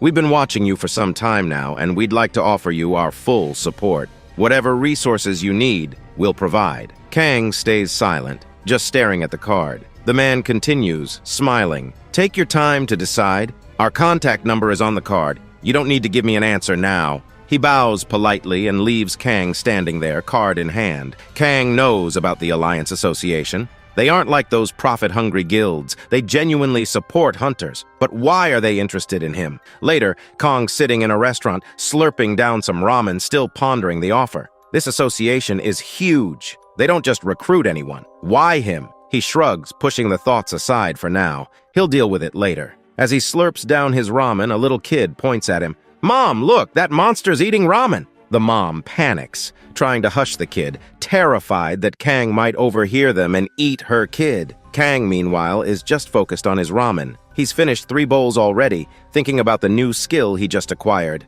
Antony's body strengthening. It makes his skin as tough as steel. But Kang's mana is almost always drained because he's constantly using Viney's secret technique and regenerating his body. If he activates Antony's skill, he won't be able to use his other abilities freely. His biggest problem right now, he needs more mana. But increasing his mana capacity isn't something he can do instantly. He decides he needs to find an item that boosts mana. Kang pulls out his phone, browsing through shopping malls and equipment stores, but everything only increases his mana by 1 or 2 points. Completely useless. Just then, a Reddit post catches his eye. The post talks about an E-rank dungeon, Goblin Village, where you can defeat the shaman boss and get a magic ring that drastically increases your mana. The catch? The entire Goblin Village has to be wiped out mercilessly in front of the shaman, and only then will the ring drop. But there's another problem. A gangster has already claimed the dungeon. Kang leans back in his chair, slurping his ramen one last time. "Looks like I've got my next destination," he mutters with a smirk. While reading the details of this dungeon, Kong is already making his way toward it. The Reddit posts mention that this dungeon used to be a peaceful, quiet hunting ground. People would come here, kill goblin scouts, gather magic crystals, and make some cash. But recently, some unauthorized thugs decided to claim the land, arguing it's their territory and they won't let anyone else in. The government? They don't give a damn as long as the dungeon doesn't break. There are also reports that hunters who visited recently have disappeared. Kang reads all these comments on the Reddit post and finally arrives at the dungeon entrance. To his surprise, no one's guarding it. Well, Kang couldn't care less about guards anyway. With that, he opens the dungeon door and steps inside. But as soon as he exits the dungeon, he notices 2 boys and a girl standing there, eyeing him like prey. The girl smirks. "Well, well, another one for us to kill and loot. What luck." The other boy, grinning like a wolf, says, "We'll make a nice bonus today." Then the girl giggles. "I had a dream about a fat piggy the other day, and look, here he is, walking right in front of us." One of the boys, let's call him Chicken Head number 2, steps forward all cocky, saying, "Didn't you hear? This is Bait Guild territory. You're trespassing, buddy." Kong, clearly annoyed, rolls his eyes and says, "So what? Should I dance or something?" Hearing that, Musclehead and the girl start laughing. "When you enter someone else's territory without permission," Musclehead says, "you gotta pay the toll. Hand over all your gear and maybe we'll spare your life." Before they can say anything more, something whooshes past them, and in a blink, Chicken Head number 2 is sent flying backward, hitting the ground hard, unconscious and twitching, mouth foaming. The girl and Musclehead spin around, shocked. Chickenhead's body is trembling on the ground, completely knocked out. Kang, standing there, clearly pissed off, says nothing. The girl curses at him, drawing her sword, and Musclehead, too, pulls out his weapon, saying, "You're dead meat now, punk!" Musclehead leaps into the air, sword raised to slice Kang in half. But Kang? He casually grabs the sword with one hand, and with a crunch, snaps it in half like it's nothing. The next second, Kang delivers a brutal kick to Musclehead's stomach, sending him flying back. With a deep, cold voice, Kang says, "I really like people like you guys." He smirks. "You know why?" Then, with another jump, Kang lands on top of Musclehead, delivering a hard kick. "Because no matter how much I hit you guys, you don't feel bad." He's about to kick him again when, boom! A mana blast hits Kang from behind. He barely flinches, but it catches him off guard. He turns, glaring deadly at the girl who's holding her sword and trembling. Her face turns bright red as she stammers, "Stop it, you freak!" She's shaking so badly it looks like she might drop her weapon. Kang slowly turns around, his eyes narrowing. "Thanks for that," he says with a dangerous calmness. The girl's eyes widen in fear as she starts to realize what's about to happen. In the blink of an eye, Kang dashes toward her, grabbing her hand in what seems like a romantic gesture. Holding her hand, he pulls her closer and says, "You taught me something today, so let me teach you something in return." The girl's breath catches in her throat as Kang gives a sinister smile. "I'll show you how to properly use that mana blast of yours." With that, Kang activates his mana blast, and while still holding her hand, directs the full force inside her pussy. Directs the full force at her hands. The blast shatters her hand into pieces. She screams in agony, but Kang doesn't stop. Next, he grabs her feet and blasts them too. Now the girl is lying on the ground, writhing in pain, screaming at the top of her lungs. Kang, disgusted, wipes her blood off his hands. "Just a bunch of nobodies," he mutters. But then, Kang notices more figures standing behind him. He turns to see a group of people staring at him in anger, weapons drawn. One of them steps forward and says, "How dare you do this in Bait Guild's territory?" With weapons raised, they sneer at him. "You'll better say your goodbyes. You're not leaving here alive." Kang stares at them for a moment, silent. Then, with a ruthless smile and a deadly aura, he says, "That's perfect. I needed a guide anyway." And with that, we all know what's going to happen to the members of Beardkill. Go ahead and write RIP Bait Guild below.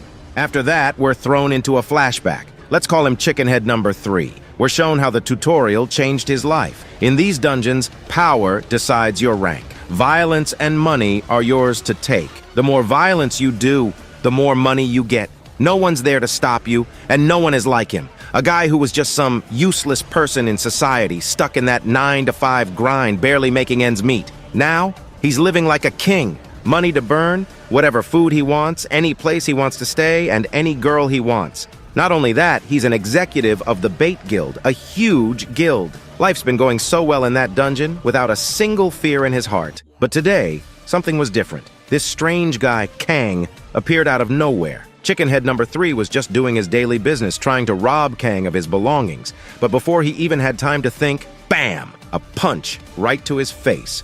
Next thing he knows, he's on the ground, mouth swollen, blood dripping out of his nose, eyes barely open. When he finally comes to, he sees Kang standing in front of a portal. The people around him are knocked out, and there's a small knife stuck in Kang's stomach. But Kang doesn't have a single scratch. Chickenhead number 3 is in shock, thinking, how did we lose to this one unarmed individual? Who the hell is this guy? Then we see Kang pull that knife from his stomach and, showing it off to all the others on the ground, he says in a deep, menacing voice, "Hey, you criminal freaks, I'll give you 5 seconds. All of you gather in front of me right now or I'll cut your little pee-pees." With a sinister look, Kang licks the blood off the knife and whispers, "Guide selection starts now." Then we cut to Kang picking out a fresh prey, Chickenhead number 4. Kang grabs him by the neck, wraps an arm around him like they're best friends, and tells the others, "I've chosen this guy to be my guide because I like his face. Everybody clap for him." But everyone just sits there,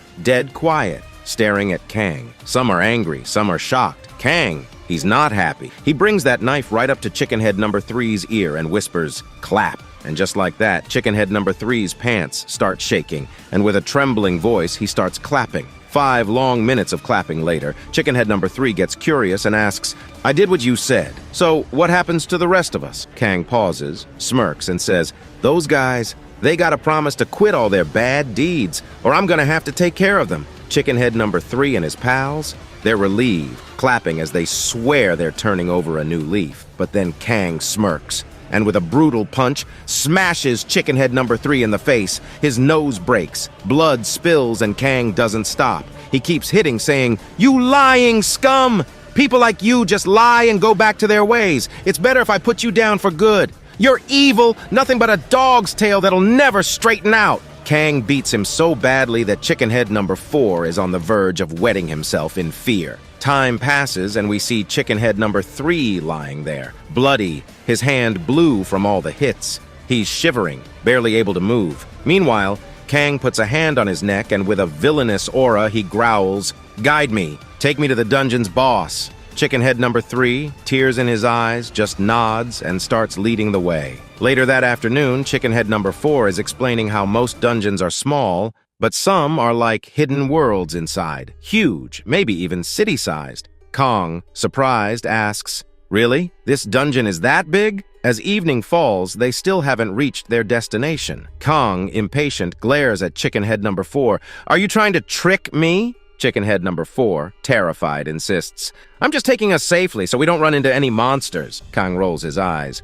"Worrying about monsters? What a waste!" He points his sword right at Chickenhead number 4, giving him a deadly stare and commands, "Take me directly to the boss. I'm bored. Don't care if there's a monster in the way." But since it's already night, Kong suggests, "Let's camp here. I'm starving. First, we eat and rest, then we go." We cut to Kang around a campfire he set up, using 5 swords. Chickenhead number 4, frustrated, thinks, "Why does this guy carry so many damn swords?" Well, the thing was, all of these swords were the ones that the goblins had put inside Kang's body, but they were unable to take Kang down. Finally, the instant ramen's ready. Chickenhead number 4 brings it over, steaming hot. Kang grabs the bowl and digs in, burning his fingers but not giving a damn. After polishing off the ramen, Kang casually asks Chickenhead number 4 his name, his age, and just how he ended up in this mess of a dungeon. Chickenhead number 4's name? That'd be Sung Woo. He tells Kang he's 25, broke as hell, drowning in student loans, and couldn't even apply for a scholarship. He had to juggle a part-time job just to keep his house running, which meant no time to study. And if that wasn't enough, his dad's business went belly up, making his life even worse. But just as Sung Woo is about to reveal the shocking bit about his mom, Kang cuts him off, pulling a disgusted face. "Why the hell are you telling me your sob story? Gross? Wanna die?" he growls. Sung Woo gulps and figures it's best to shut up. Kong rolls his eyes and says, "Enough with the nonsense. Eat the ramen. We've got to get up early for that dungeon boss." They scarf down the ramen, put out the campfire, and lay down, Kang facing left, Sung Woo facing right. Some time passes. Sung Woo cracks an eye open, notices Kang's asleep, and quietly gets up, standing over him. He thinks, if I could kill Kang, then maybe... But memories of Kang brutally taking down his friends flash through his mind. The psychotic smile Kang wore as he left them half dead. Yeah, that idea goes out the window. Sung Woo decides maybe he'll just sneak off while Kang sleeps, his gut screaming at him not to mess with this guy. Just as he starts to tiptoe away, he hears, "Hey, Sung Woo! Where do you think you're going?" Kang's voice cuts through the silence. Sung Woo freezes. He stammers out an excuse. I just gotta pee!" Kang raises an eyebrow, smirking. "Pee right here. And if you even think of running, I'll bite your little pee-pee off and feed it to you." Sung Woo shudders, terrified, and does exactly as told, then crawls back to bed. The next morning, Sung Woo finally leads Kong to the Goblins' village. He points to a spot deep in the jungle, showing Kang rows of goblin huts. "That's it, the Goblins' village. The main core and the boss will be there," he says, hoping this is the end of it. Kang narrows his eyes, feeling the strong mana concentrated in the village. Sung Woo, confused, asks, "You can feel mana too?" Kang scoffs, "Are you weak as a rat? Can't even sense a little mana?" Sung Woo forces a smile, feeling useless and telling himself to keep calm. But from inside, Sung Woo is boiling. He's telling himself to wait. Just wait for the right moment, and he'll teach this arrogant bastard a lesson. Kang, though, couldn't care less, just following behind as Sung Woo leads on. Sung Woo thinks to himself, "This dungeon is special. All the goblins have made a village out in the middle of the jungle, and most of them, about 95%, stay within the village. They only send 15-20 scouts out into the jungle. But he's brought Kang to the heart of it, where thousands of starving goblins are waiting. They'll tear Kang apart the second they see him. As they reach the village, Kang sees the goblins and instantly grins, revealing his teeth in a greedy, sinister smile. "Why not kill them all?" he mutters to himself, practically drooling at the sight. For him, thousands of goblins are a feast waiting to happen. Meanwhile, Sung-woo's confused as hell. Why is Kang happy? Thousands of goblins start charging toward Kang, and Kang gets ready, licking his lips. But then, suddenly, a bag comes flying over, landing right behind Kang. Kang whips around to see Sung-woo showing him the middle finger. "You're insane!" Sung-woo shouts, backing away. "Meeting you was the worst! Here's to hoping those goblins chew you up good, you crazy bastard!" And with that, Sung-woo takes off, praying the goblins will finish Kang off. Kang just smiles, giving a creepy, bloodthirsty stare and growls, "You're screwed, Sung-woo! Just wait till I'm done here!" Sung-woo keeps running for what feels like half an hour, finally stopping to catch his breath. He laughs, relieved. Left that psycho Kang alone with a village of starving goblins. Now that's justice. He figures Kang must be goblin food by now, imagining them tearing Kang apart. But just as he's reveling in his escape, a system notification pops up in front of his face. It reads, "Dungeon core destroyed, portal to exit opened." Sung-woo's face drops. He stares at the notification, reading it again and again. Is this a dream? Bro thinks he's safe, but he's about to find out it's a nightmare. So yeah, everyone, drop an RIP for Chickenhead number 4 in the comments. On the other hand, Sang-woo's condition is getting worse. He stands outside the dungeon exit, staring at his status window, his entire body shaking with fear, realizing the kind of monster he has messed with. Sang-woo's mind races, thinking about the impossible feat Kang must have accomplished. If a single hunter were to clear this entire dungeon alone, he'd have to kill thousands of goblins and orcs. And to do that, Sang-woo knows, one would need insanely overwhelming strength and endurance. But then reality hits hard. Inside the dungeon, Kang isn't just surviving, he's decimating everything. With brute strength and magic missiles, Kang is brutally slaughtering all the goblins and orcs, his body drenched in goblin blood. Yet Kang doesn't care. Instead, he's enjoying every second of it. Sang-woo thinks strength and endurance might be manageable, but what truly matters is overwhelming defense. Without it, no one could survive the relentless waves of goblins until the very end. But back in the dungeon, the reality is far from what Sang-woo imagines. Kang's defense is almost zero. Goblin blood covers him, yet Kang remains unfazed. Why? Because of his Deadpool-like regenerative ability? Sang-woo shudders, thinking even with immense defense, stamina is the final key. After killing thousands of goblins, any hunter's stamina would hit rock bottom, but Kang had enough stamina to kill Salmon King alone. Sang-woo begins to connect the dots. Kang has maxed out strength, endurance, defense, and stamina. The realization dawns, and Sang-woo's body starts shivering uncontrollably. His face turns pale as he whispers to himself, "Is Kang some kind of SS-rank hunter hiding his abilities?" The mere thought sends chills down his spine. Sang-woo always thought Kang was just a normal, average hunter, good at fighting, sure, but this was monstrous. Sang-woo starts trembling harder. Kang must be a strategic genius, he thinks. But inside the dungeon, the reality is far simpler. Kang has no strategy, no plan. He operates on one mantra: muscles are the greatest wisdom. Meanwhile, Kang's brutality reaches its peak. He's taken multiple rods and planted them into Salmon King's neck. Then, with unrelenting force, Kang punches Salmon King's mouth, follows it with a magic blast, and pops his head like a balloon. The dungeon system instantly notifies Kang, "You have killed Salmon King and cleared the dungeon." As a reward, Kang receives a D grade plus Salmon King's ring, with a durability of 50. The ring increases Kang's magic stat by +4 and boosts mana regeneration by 10%. Kang is ecstatic. He proudly slides Salmon King's ring onto his finger, smirking with satisfaction, declaring that his goal is achieved. It's time to leave the dungeon. As he exits, Kang muses with a psychopathic grin. "Now how should I deal with that fucker, Sang-woo?" But as soon as Kang steps out of the dungeon, he's shocked. Hundreds of people are standing there, fully armed with weapons and armor, waiting for him. Kang scans the crowd with disdain, muttering to himself, "Are they here to welcome me? Where are the damn sweets?"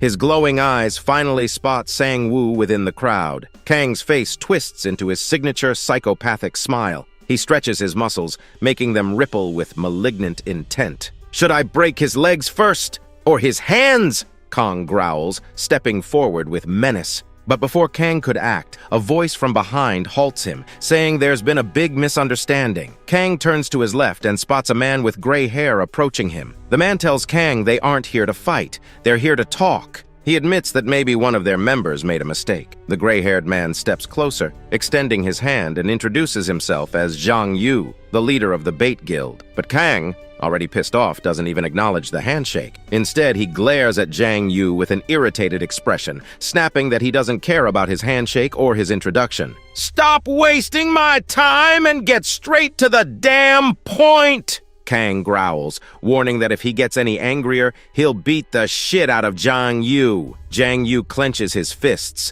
his anger simmering, but he controls himself. Deciding to follow Kang's command, he cuts straight to the chase. Zhang Yu explains that the Bait Guild, one of Korea's top 5 strongest guilds, wants Kang to join their ranks. In return, Zhang Yu promises wealth, fame, money, women, whatever Kang wants. Inside, Zhang Yu smirked, thinking that no hunter, especially one who looks like a noob, would ever refuse such a tempting offer. But Kang's anger boils over. Zhang Yu pulls out a golden visiting card, calling it a special edition card that guarantees direct admission into the Bait Guild. Kang barely glances at it before flicking it into the air. With his usual quirky grin, Kang sneers, "I know my personality sucks, but my life ain't so bad that I'd join some scumbag dumbass guild like yours, even if it's top 5 in Korea." The card floats to the ground as Zhang Yu's face turns red with rage. But before he can respond, Kang steps closer, his evil, psychopathic smile widening, showing his teeth like a furious tiger ready to devour. Kang asks in a deep, threatening tone,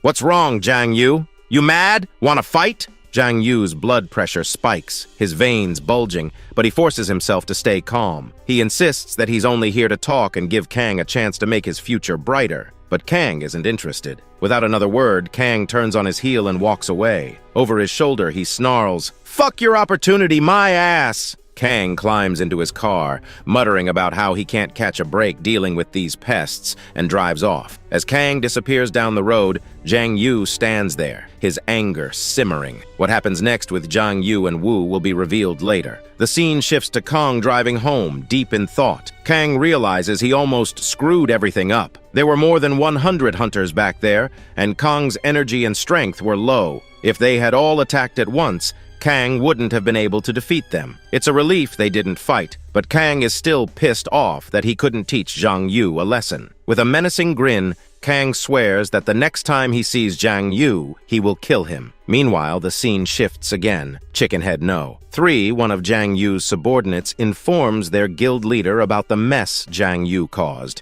He reveals that it was Zhang Yu who guided Kang into the dungeon. Zhang Yu, confused and terrified, doesn't understand what's going on, but the guild leader's face is void of expression, his anger simmering under the surface. With a cold, sharp tone, the guild leader orders his manager to bring him his sword. The manager obeys, and Zhang Yu begins to shake in fear, realizing what's coming. Terrified, Zhang Yu pleads for his life, promising to do anything for free if the guild leader spares him. But before Zhang Yu can finish his plea, the guild leader plunges the sword into his chest. The scene is grisly, as Zhang Yu is left crying and begging, but the guild leader is beyond reason. His anger boils over and he throws Zhang Yu's body into the dungeon. The guild leader then orders his manager to gather information about Kang, saying someone is already tailing him. Zhang Yu, rage consuming him, starts laughing maniacally. "How dare Kang refuse me and insult me like that?" Zhang Yu rants, plotting to harm Kang's family. With a twisted smile, he says, "Kang loves his people. If I target them, will he still be so arrogant?" Laughing darkly, Zhang Yu declares that if he can't tame Kang directly, he'll exploit his weakness to control him. Well, when I was a kid, my dad always told me to stay away from lunatics. They go crazy when you touch their loved ones. With those words, the Bait Guild signs their own death warrant. After that, the scene shifts, and we see Kang and Juhee at the Korean BBQ premium restaurant. The aroma of tasty, mouth-watering BBQ fills the air as Juhee grills the meat. Sitting across the table, Kang listens as Juhee teases him. She remarks how she never dreamed her jobless, useless, pathetic brother would ever bring her to such a premium restaurant. Juhi's tone is light, but there's a genuine hint of pride in her words. Kang feels a small sense of pride swell within him, though he doesn't react much outwardly. He's still upset, thinking about their parents, who remain unwell. Finally, breaking the silence, Kang asks Juhi about their mom. While grilling the BBQ, Juhi responds casually, saying their mom is fine and will recover soon. Kang breathes a sigh of relief, and for the first time in months, a warm smile spreads across his face. Juhi notices the change and bursts out laughing. It's a rare sight. She playfully points out how Kang is smiling like a normal person for once. Her laughter is contagious, but she can't help but admit that she almost forgot Kang could smile that way. Kang, pausing mid-sip of water, looks up with a creepy, evil, psychopathic smile. He tells Juhi he always laughing, just like he is now.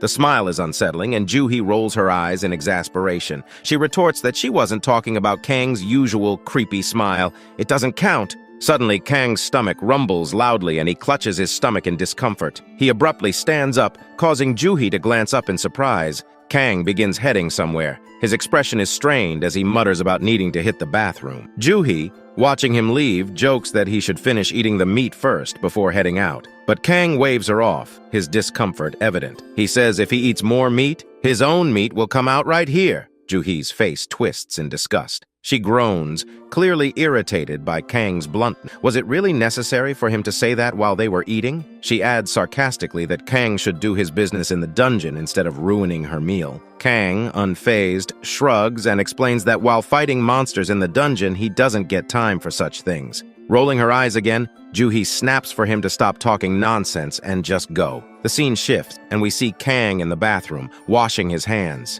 He breathes a sigh of relief, muttering to himself how it felt like he had 3 days' worth of shit stored inside him. He feels so light now. Stepping out of the bathroom, Kang's attention is drawn to a boy talking to Juhi at their table. The boy looks back briefly while Juhi gestures toward Kang and says something to him. Before Kang reaches the table, the boy bows respectfully and leaves. Kang narrows his eyes, a thought forming in his mind. Was this Juhi's boyfriend? Sitting down, Kang smirks and teases Juhi about whether the boy had come to propose to her. Juhi's face hardens with annoyance as she responds that she doesn't like boys like that shoot-up guy. She adds that the boy wasn't there for her. He was looking for Kang. That boy claimed to be Kang's friend, she says. Kang frowns, confused. He doesn't recognize that boy. Juhi hands him a letter, explaining that the boy said Kang would understand who he was after reading it. Still in a decent mood, Kang opens the letter and mumbles about how, if the boy knew him, he should have stayed and said hello instead of leaving. But as Kang unfolds the letter, his expression darkens. He stops reading midway, his mood instantly shifting. The letter is from the Bait Guild. It includes a phone number, a message warning that the guild leader has a hello for Juhi, and a subtle threat. They will be watching Juhi closely. The scene shifts again to nighttime. Kang and Juhi have returned home. Juhi realizes she forgot some items and casually mentions that she'll head out to the convenience store to grab them. Kang, however, stops her. He insists she should rest and offers to go out himself. Juhi looks at him, shocked. Kang volunteering for errands? That's unheard of. But Kang simply smirks and brushes it off, saying there's a first time for everything. He grabs his coat and heads out, leaving Juhi in a mix of surprise and disbelief. Then the scene shifts, and we see Kang walking back from the convenience store, his mind racing with worry. He is cursing the Bait Guild, silently thinking, what the hell do they want now? Kang's thoughts spiral as he wonders, do they want to harm my family? Anxiety grips him, and he considers staying with Juhi for a few days to protect her. But another darker thought strikes him. What if the Bait Guild targets his parents in the hospital? A pang of helplessness washes over Kang. He knows he can't protect everyone at the same time. As Kang wrestles with his thoughts, his phone rings. It's his father's number. Kang picks up, and his father's voice carries unexpected news. Your mom has regained consciousness. Kang freezes, his face lighting up with pure joy, and he starts jumping like a kid. His father continues, explaining that the doctor said she will recover completely and be as healthy as before. Kang breathes a deep sigh of relief, a warm smile spreading across his face. But before he can fully savor the moment, his father's tone shifts, and he delivers something that stirs Kang's fury. His father tells him that a friend came to the hospital to visit Kang's mom. Kang's brow furrows. What friend? His father adds that he didn't recognize this so-called friend, but the man left a message. "Tell Kang that we're from the Bait Guild and will take good care of his mom and dad. Kang will understand what we mean." Kang stands still, his body stiff and radiating rage. Inside, his fury boils to a level that feels volcanic, his veins bulging and his face contorting like a wild beast's. His teeth grind together as his fists clench tightly. Kang feels a primal urge to bury the Bait Guild into the ground. The scene shifts to the next day, where we see a young woman, Miss Miu, chatting with her colleague. Miss Miu is the same woman who once dreamed of becoming a civil servant to guide new hunters. As they talk, a newly trained hunter approaches with a bottle of juice, offering it politely. Miss Miu smiles, accepting the juice and sharing it with her colleague. Her colleague remarks about how polite and kind the hunters are, joking that this job is like a dream, meeting handsome, polite hunters every day. But Miss Miu's mind drifts to darker memories. She suddenly remembers the two psychopathic students from a recent batch, the worst generation of hunters she had ever trained. Miss Miu shudders as she recalls how one of them broke his partner's arms and legs during sparring, while the other defeated his instructor in a single blow. Their faces were like wild beasts, and one of them even resembled an orc warrior. Miss Miu admits to her colleague that she still dreams about them at night, their terrifying faces haunting her. Suddenly, she feels an intense presence behind her. A chill runs down her spine as she slowly turns, her heart pounding. There, standing like a zombie, is Kang. His piercing eyes lock onto hers, unblinking and intense. Miss Miu freezes, her body trembling. As realization dawns, she processes that Kang is the psychopath from her nightmares. Her fear escalates, and she starts to see Kang as a monster ready to devour her whole. Kang's eyes don't waver, staring straight into Miss Miu's. Her terror peaks, and she screams. Her colleague, equally terrified, feels her soul leave her body. The pair are so scared that they instinctively call the police. But before they can do anything, Kang steps forward, his expression grim yet firm, and explains that he's not a monster. He introduces himself, saying he's Kang and reminding Miss Miu that he graduated recently. Kang quickly gets to the point. He's here for Kim's address. His urgency is clear as he demands to know Kim's whereabouts. Miss Miu, sobbing uncontrollably, manages to stammer out that Kim isn't working as an instructor anymore. Instead, Kim is managing his guild now. Kang, burning with determination, explains that he needs Kim's help to protect his family temporarily so he can deal with the Bait Guild once and for all. The scene shifts again, and we see Kim giving a report to his guildmaster, but the atmosphere is tense. One of the guild members bursts in, his face pale with fear. He tells Kim that there's a monster-like figure outside. The man describes Kang, his orc-like appearance, his intimidating aura, and how he's causing a ruckus. The guild members, all terrified, are unsure what to do, but Kim listens carefully, his expression shifting from confusion to realization. With a heavy sigh, Kim mutters to himself that it can only be Kang. After that, the scene shifts, and we see Kang sitting with Kim. Kim is sipping his coffee when Kang, without wasting any time, gets straight to the point. He needs Kim's help. Kang wants to hire Kim. Kim chuckles and remarks that Kang always talks directly, no beating around the bush. That's one of the reasons he likes Kang. But Kim is curious, so he asks for more details. Kang's expression turns serious as he begins narrating the whole story, how his fight with the Bait Guild started, and how they are now threatening his family. Kang explains that all he needs is a bodyguard to protect his family until he can slaughter every single member of the Bait Guild. To make this happen, Kang says he's willing to pay Kim as much money as he wants. Hearing this, Kim raises an eyebrow, setting his coffee down. He admits that he has heard of the Bait Guild's reputation. They're infamous for their evil and dirty tactics. He adds that he and his guild have wanted to punish them for a long time, but the Bait Guild is slippery and never leaves a clue behind. Kang leans forward with a sinister smirk and tells Kim he doesn't need to worry about that. All Kim has to do is protect Kang's family. Kang will personally take care of the rest. He'll wipe out every single member of the Bait Guild on Kim's behalf. Kim stares at Kang, a mix of amusement and concern on his face. He mutters that Kang is still as brutal as the last time he saw him. But then,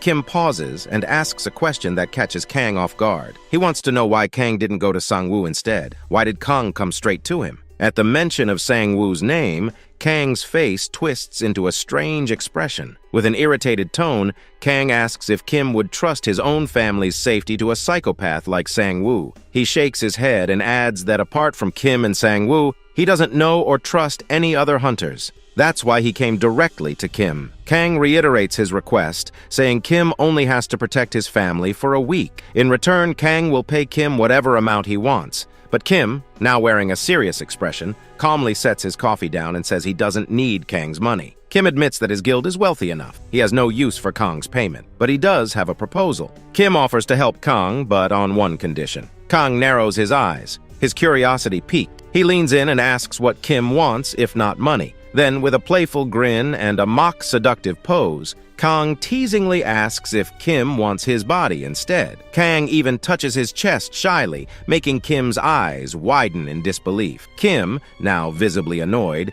waves his hand dismissively and says, "No! I don't want your damn body!" He clarifies that his only request is for Kang to meet his guild master. That's the only condition. Kim adds that Kang can still pay him if he wants. He'll happily accept the money. With that, the two strike an agreement. The scene shifts again, and now we see Kim and Kang sitting on a cart together. Kim updates Kang on the security arrangements. He's stationed 6 high-level hunters at Kang's house, more elite hunters at the hospital to protect Kang's parents, and even placed guards outside Juhi's office and shadowed her movements. Kang, though grateful, comments that Kim is being way too generous. But soon, the atmosphere grows serious as their cart stops. Kim has brought Kang to a towering building, the Bait Guild's headquarters. Kang steps out of the cart and squints at the structure, muttering that the building doesn't look that impressive. He tilts his head, his tone dripping with sarcasm, and asks, "So, this is one of Korea's top 5 guilds." Kim explains to Kang that the size of a building doesn't determine the power of a guild. In the Bait Guild, the leader has gathered many high-level hunters, just one level below the Dangu Guild, whose vice leader is Kim. Kim warns Kang again, saying that as soon as the Bait Guild leader sent that letter, the Bait Guild must have gathered all their hunters in the building. Kim emphasizes that if Kang goes in alone to fight the Bait Guild, he may not be able to kill them all. But Kang steps out of the car and, with a calm yet firm tone, says that Kim doesn't need to worry about him. He's made a full-proof plan. Saying this, Kang hands over his purse and car keys to Kim, casually telling him to keep them safe. Seeing this, Kim gets visibly worried. In his mind, he thinks Kang is going on a suicide mission. But Kang reassures him that there's no misunderstanding. He has a very strong plan. With that, Kang leaves for the guild building. Kim watches him leave, his mind racing with questions and worry. The scene shifts to Kang entering the Bait Guild. The Bait Guild leader, Jung Yu,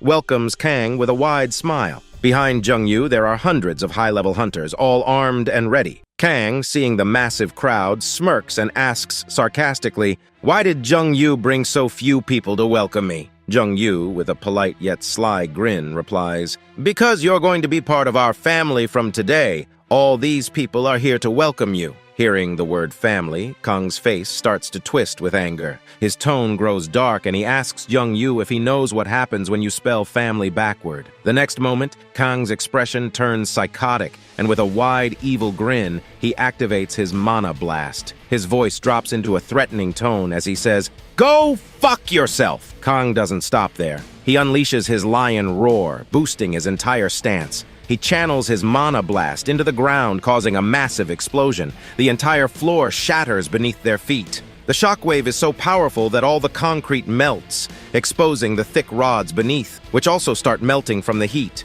But Kang isn't done yet. He activates his vibranium sword, and with a single swing, slices through the melted rods. The entire floor collapses, sending all the hunters crashing down. Half the hunters are injured from the fall. Kang stands amidst the rubble, smirking, and says, "Well, that plan wasn't half bad." He used Antony's body defense skill, which protected him from any damage. From behind, Jung Yu jumps down, also unharmed. Jung Yu, still composed, tries to reason with Kang. He tells him, "It's not too late. We can still be great partners." Hearing the word partner, Kang's rage boils over. With venom in his voice, he snarls, "Stop this bullshit!" He reminds Jung Yu that the moment he threatened Kang's family, he crossed the line. Despite Kang's fury, Jung Yu continues his grand pitch. He declares that the Bait Guild has everything: power, money, wealth, and influence. All they need is a hunter like Kang, and together they could become Korea's #1 guild, even surpassing the Dangu Guild. But as Jung Yu finishes his speech,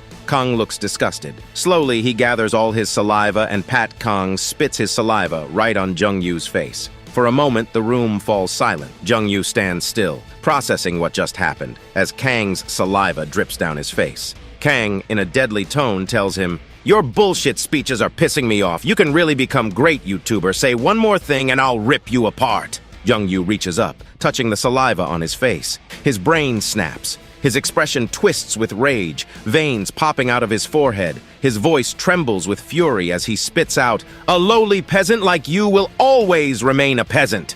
Kang, on the other hand, laughs uncontrollably as Jung-yu calls him a lowly peasant. The sheer absurdity of the term cracks him up. While laughing, Kang sarcastically looks at all the hunters and asks if they heard Jung-yu just say lowly peasant. He mocks, "What a weird choice of words for the 21st century." Kang turns to Jung-yu with an amused smirk and asks if he was a king from another world who got killed by a rat and reincarnated in this modern age. Or maybe, Kang sneers, Jung-yu is some kind of noble or thug-class priest. That was the last straw. Hearing so much insult, Jung-yu's face turns red with rage, stretching like a giraffe. His anger boils over, and he shouts an order to all the hunters, "Kill him now!" In a flash, all the hunters activate their mana. The air crackles as they unleash a barrage of attacks. Fire, electricity, water, all aimed directly at Kang. But Kang doesn't flinch. Instead, he roars with his lion's roar, a powerful debuff skill.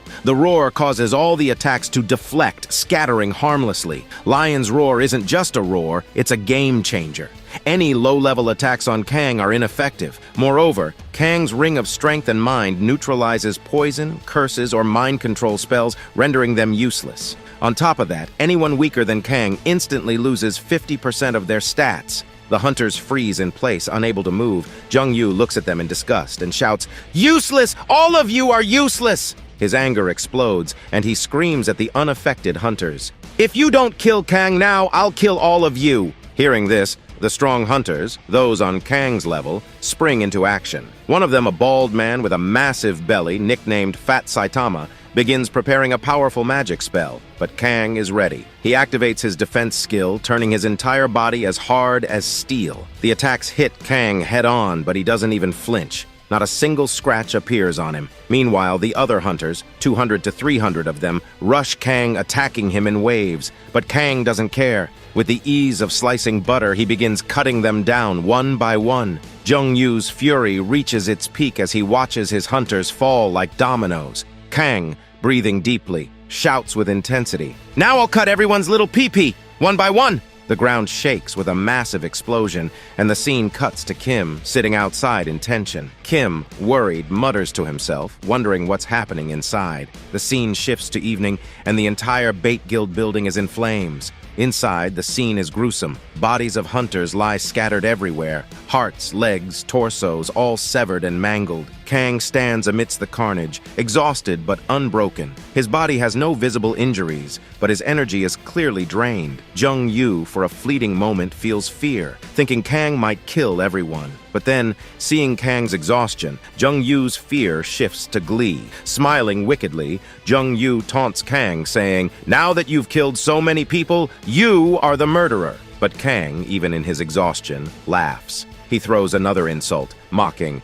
"Are you an elementary school kid? Only a kid would come up with such a lame taunt." Hearing this, Jung-yu snaps. His anger erupts and he activates his tentacle skill. From the ground, dark, writhing tentacles shoot up and wrap around Kang, binding him. Kang, too exhausted to dodge, is caught. In the blink of an eye, the vice leader of the Bait Guild appears, sword in hand, and stabs Kang in the chest. Blood begins to pour as Kang's body starts to weaken. His entire frame trembles, his nose bleeds, and his strength fades. Kang mutters to himself, "No matter how many times I die, this feeling never gets better." Jung-yu watches with a mix of relief and triumph. Slowly, the guild's vice master approaches Jung-yu, who commends him, saying he did a great job. Jung-yu steps closer to Kang, who now resembles a broken shell of himself. For a brief moment, even Jung-yu had been scared that Kang might wipe them all out. But now, seeing Kang dying before him, Jung-yu grins and says, "You're just like an insect,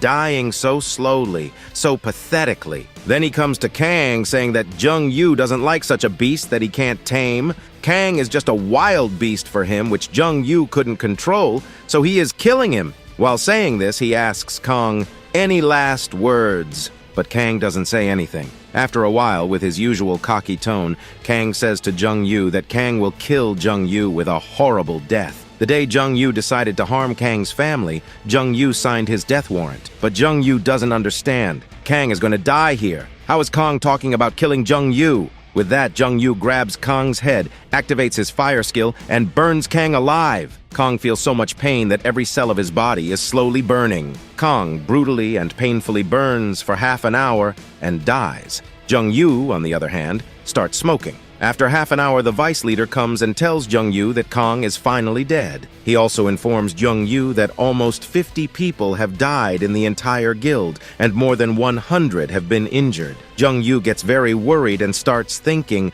how could one person have damaged his guild so much? But he tells the vice leader not to think too much about it, because a very big enemy of theirs is over. He orders that all the people who have died collect their equipment and put a notice for new recruitment. But as soon as the vice leader goes to take Kang's equipment, he notices that Kang is not there at all. Kang has disappeared from the scene. Only Kang's burnt clothes are left behind. And now everyone is shocked and worried. What is going on? After that, the shift happens. The system notifies Kang that a day has passed, Kang's Revive Resurrection skill has been activated, and Kang has been resurrected again. However, Kang has lost 1 level, and for the next 24 hours, Kang's stats have been reduced by 50%. Kang comes out of his room. Seeing Kang, Juhi gets irritated. She says that Kang had promised he would not do anything that would cause his death, but Kang says the situation was such that he couldn't do anything else. They will talk about all of this later. Kang, feeling very hungry, asks Juhi if there is anything to eat. Juhi, being an Asian, scolds Kang very badly, saying it is forbidden to wear shoes in her room. Get your shoes out quickly, or else she will throw Kang out of the house with his shoes.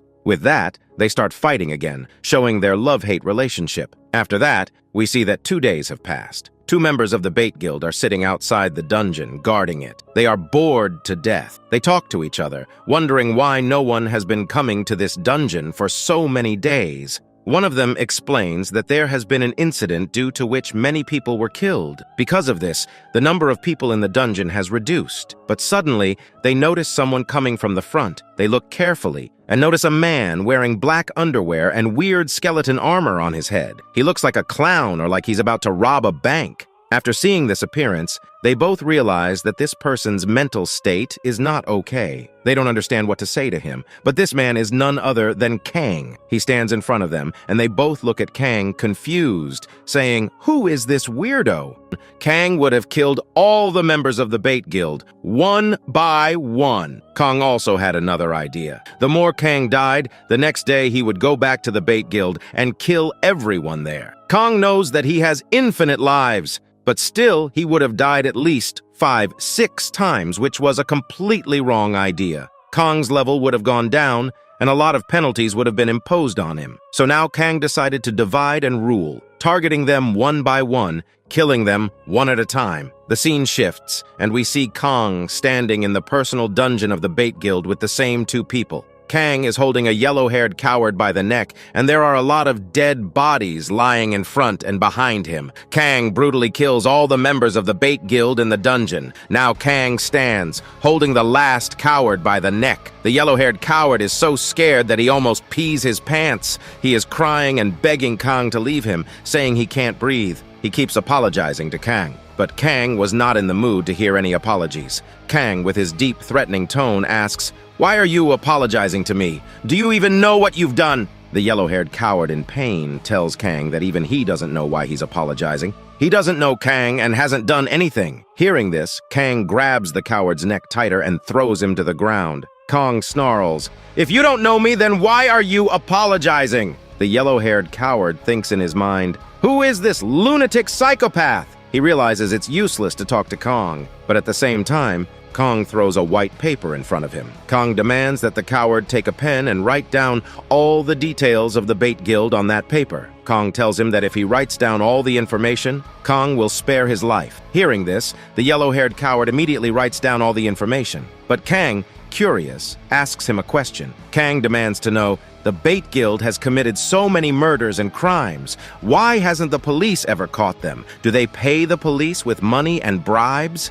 Let's call the yellow-haired coward Pighead number 7. So Pighead number 7 explains to Kang that the Bait Guild always acquires dungeons where there are no CCTV cameras. They commit all their crimes and murders inside these dungeons. So far, no evidence has ever been found against them. Saying this, Pighead number 7 hands the paper with all the information to Kang. Kang reads it for a while and seems very satisfied. Pighead number 7 starts to say, "Now that I've given you all the information, will you let me go?" But Kang places his hand on Pighead number 7's head, pretending to applaud him. Kang says, "Good job," and suddenly activates his mana blast. Bam! With a loud bang, Kang blows Pighead number 7's head off. Blood splatters everywhere. Pighead number 7 is now lying dead. Kang gets up, cleans the blood from his hands, and smirks. He says, "This means Kang will not be caught for all the crimes he's committed in this dungeon." Saying this, Kang leaves the dungeon, smirking, "Bait Guild,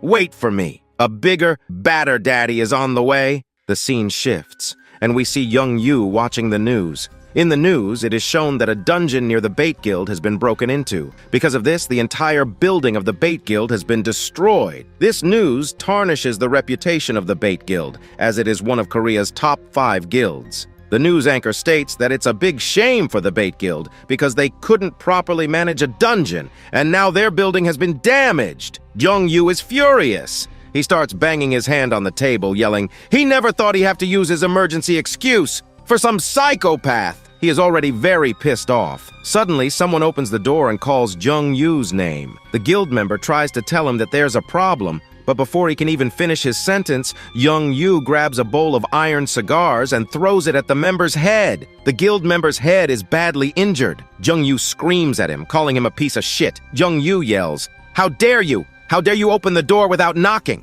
What if I was playing with my little PP by watching hentai, huh?" Young Yu is already so pissed off, and this sudden disturbance makes him even more upset. The member bows his head and apologizes before explaining that a big problem has arisen. He begins talking about an unknown person, someone who has been systematically targeting the Bait Guild and killing their members one by one. Hearing this, Young Yu's anger ignites, and he rises sharply from his seat. He questions if this is the same individual who has been wreaking havoc in their dungeon for the past 2 days, killing only their people. The member confirms it, saying it's the same psycho who has already killed over 100 guild members in just 2 days. Jung Yu, already burdened by stress, grows more agitated. After piecing everything together, he concludes that sending more members after this unknown individual will only result in greater losses for the guild. He issues a decisive order. Recall all dungeon members immediately for an emergency meeting at the guild hall. As the member leaves,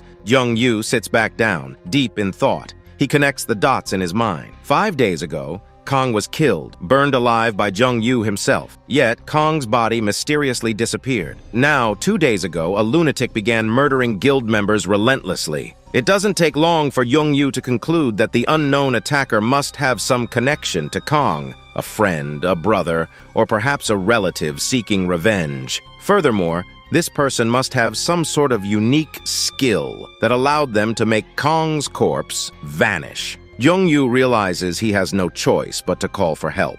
He looks at his phone with hesitation before making a call to an unknown individual. As soon as the call connects, the person on the other end speaks rudely, dismissing Jung Yu's request. Jung Yu, trying to remain composed, politely explains that he needs their assistance and is willing to pay any amount for it. However, the individual arrogantly retorts that no amount of money can sway him, as he's already far wealthier than Jung Yu. Jung Yu, unfazed, shifts tactics. He reminds the man of his love for fighting and challenges, explaining that the person he needs killed is incredibly strong and will provide ample entertainment. Hearing this, the unknown man's demeanor changes and he finally agrees, his interest piqued. Jung Yu reveals that this person is none other than Sang-woo. The scene shifts to Sang-woo standing outside the Bait Guild dungeon alongside a pig-headed guild member. Sang-woo, clearly bored, stretches his arms and casually asks the pighead for his name. Before the pighead can finish, Sang-woo interrupts, stating he doesn't care about names and was just making conversation to pass the time. With a twisted grin, he refers to the pighead as Big Bro Jung Yu's servant, making the guild member visibly uneasy. As Sang-woo stretches his hands again, he jokingly threatens to make the pig head his next target if today's opponent isn't as strong as promised. His creepy smile only worsens the pig head's anxiety, leaving him wondering how he ended up in such a situation. Suddenly, the echoing sound of footsteps fills the area. Sang-woo immediately becomes alert, his excitement building. Kong emerges slowly from the shadows, his figure imposing and his face hidden beneath a strange mask made from his underwear. Sang-woo's body begins trembling, a mix of fear and exhilaration. Sweat trickles down his face as his lips curl into an excited smile. Sang-woo boasts about his unique ability, a sixth sense that tells him how dangerous someone is. He reveals that every fiber of his being is screaming that if he doesn't flee,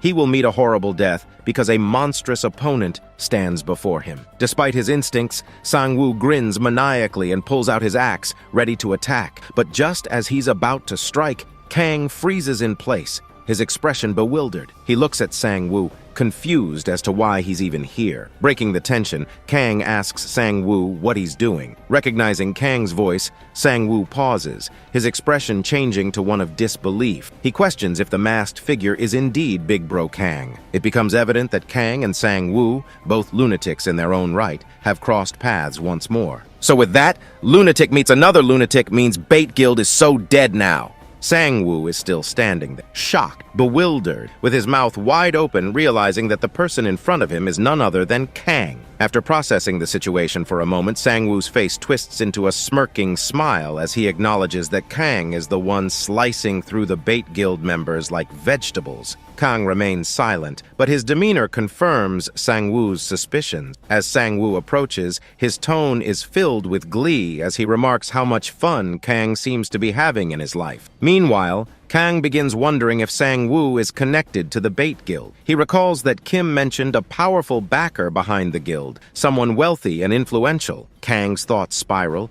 Could that person be Sang-woo? Would Kang have to fight him in the future? His thoughts grow heavier as he pieces things together. Still with a deadly serious tone, Kang places his sword in front of Sang-woo, questioning if he too is tied to the Bait Guild. Sang-woo casually brushes it off, referring to Kong as Big Bro, and reassures him that he wouldn't associate himself with delinquish trash. His casual tone doesn't sit right with Kong, who keeps his guard up. The pighead standing nearby seems startled by the tension, but Kong presses further. With an evil smirk, he demands to know why Sang-woo is here and what he's doing guarding the dungeon. Sang-woo nonchalantly explains that Jung-yu, the Bait Guild's leader, begged him for help, literally getting on his knees and pleading like a beggar. Sang-woo admits he wasn't initially interested, even finding the begging pleasurable. But as soon as Jung-yu mentioned a single individual causing chaos in the guild, Sang-woo couldn't resist. A strong opponent? A challenge? This was Sang-woo's dream. Hearing this,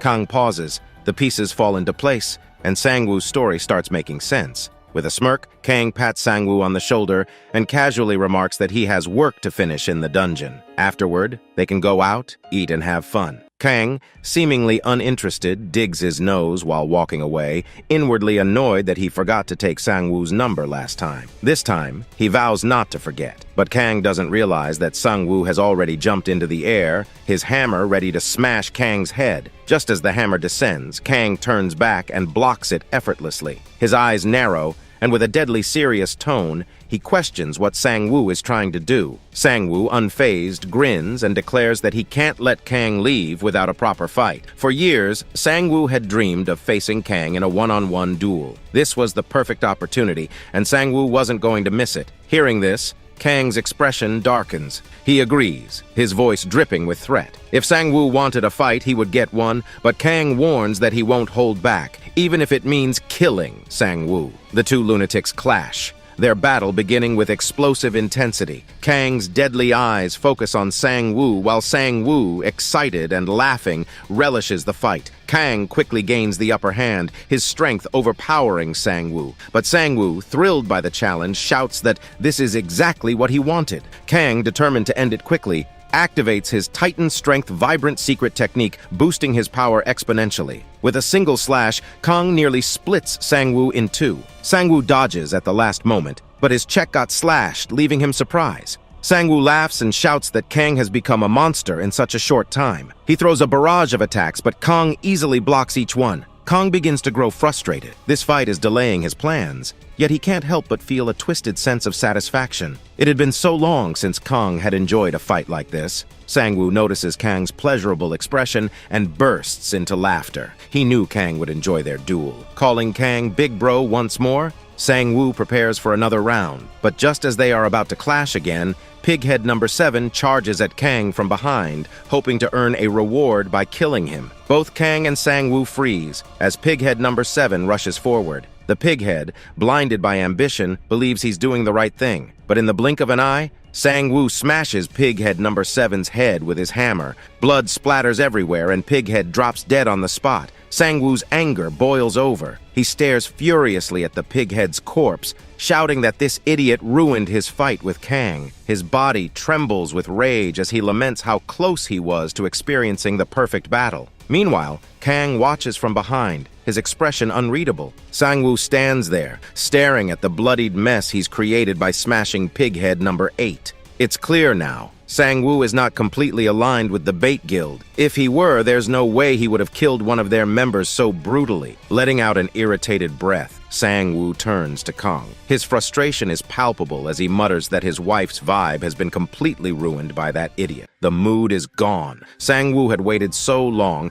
too damn long, for this fight with Kang. It was supposed to be epic, a proper one-on-one between two maniacs. But now, the flow is broken. He still wants to fight Kang, but something in him knows that forcing it now might ruin everything. Kang, on the other hand, wonders how Sang-woo is worried about being hated when the entire world already loathes him. Sang-woo, trying to mask his disappointment, casually slips his hand into his pocket. He talks about the leader of the Bait Guild, Jung-yu, describing him as nothing more than a shitbag. Sang-woo's tone shifts as he brags about the powerful backers of Jung-yu. Jung-yu is the illegitimate child of someone influential, and he is damn rich and powerful but no richer than Sang-woo. All because of this backer Jung-woo can cause this murder and evil deeds. Kang listens, irritated. None of Sang-woo's connections matter to him. He doesn't care about Sang-woo's backer or his riches. If Sang-woo thinks he can scare Kang, he's dead wrong. Kang is ready to march into the Bait Guild's dungeon without Sang-woo. But just as Kang turns to leave,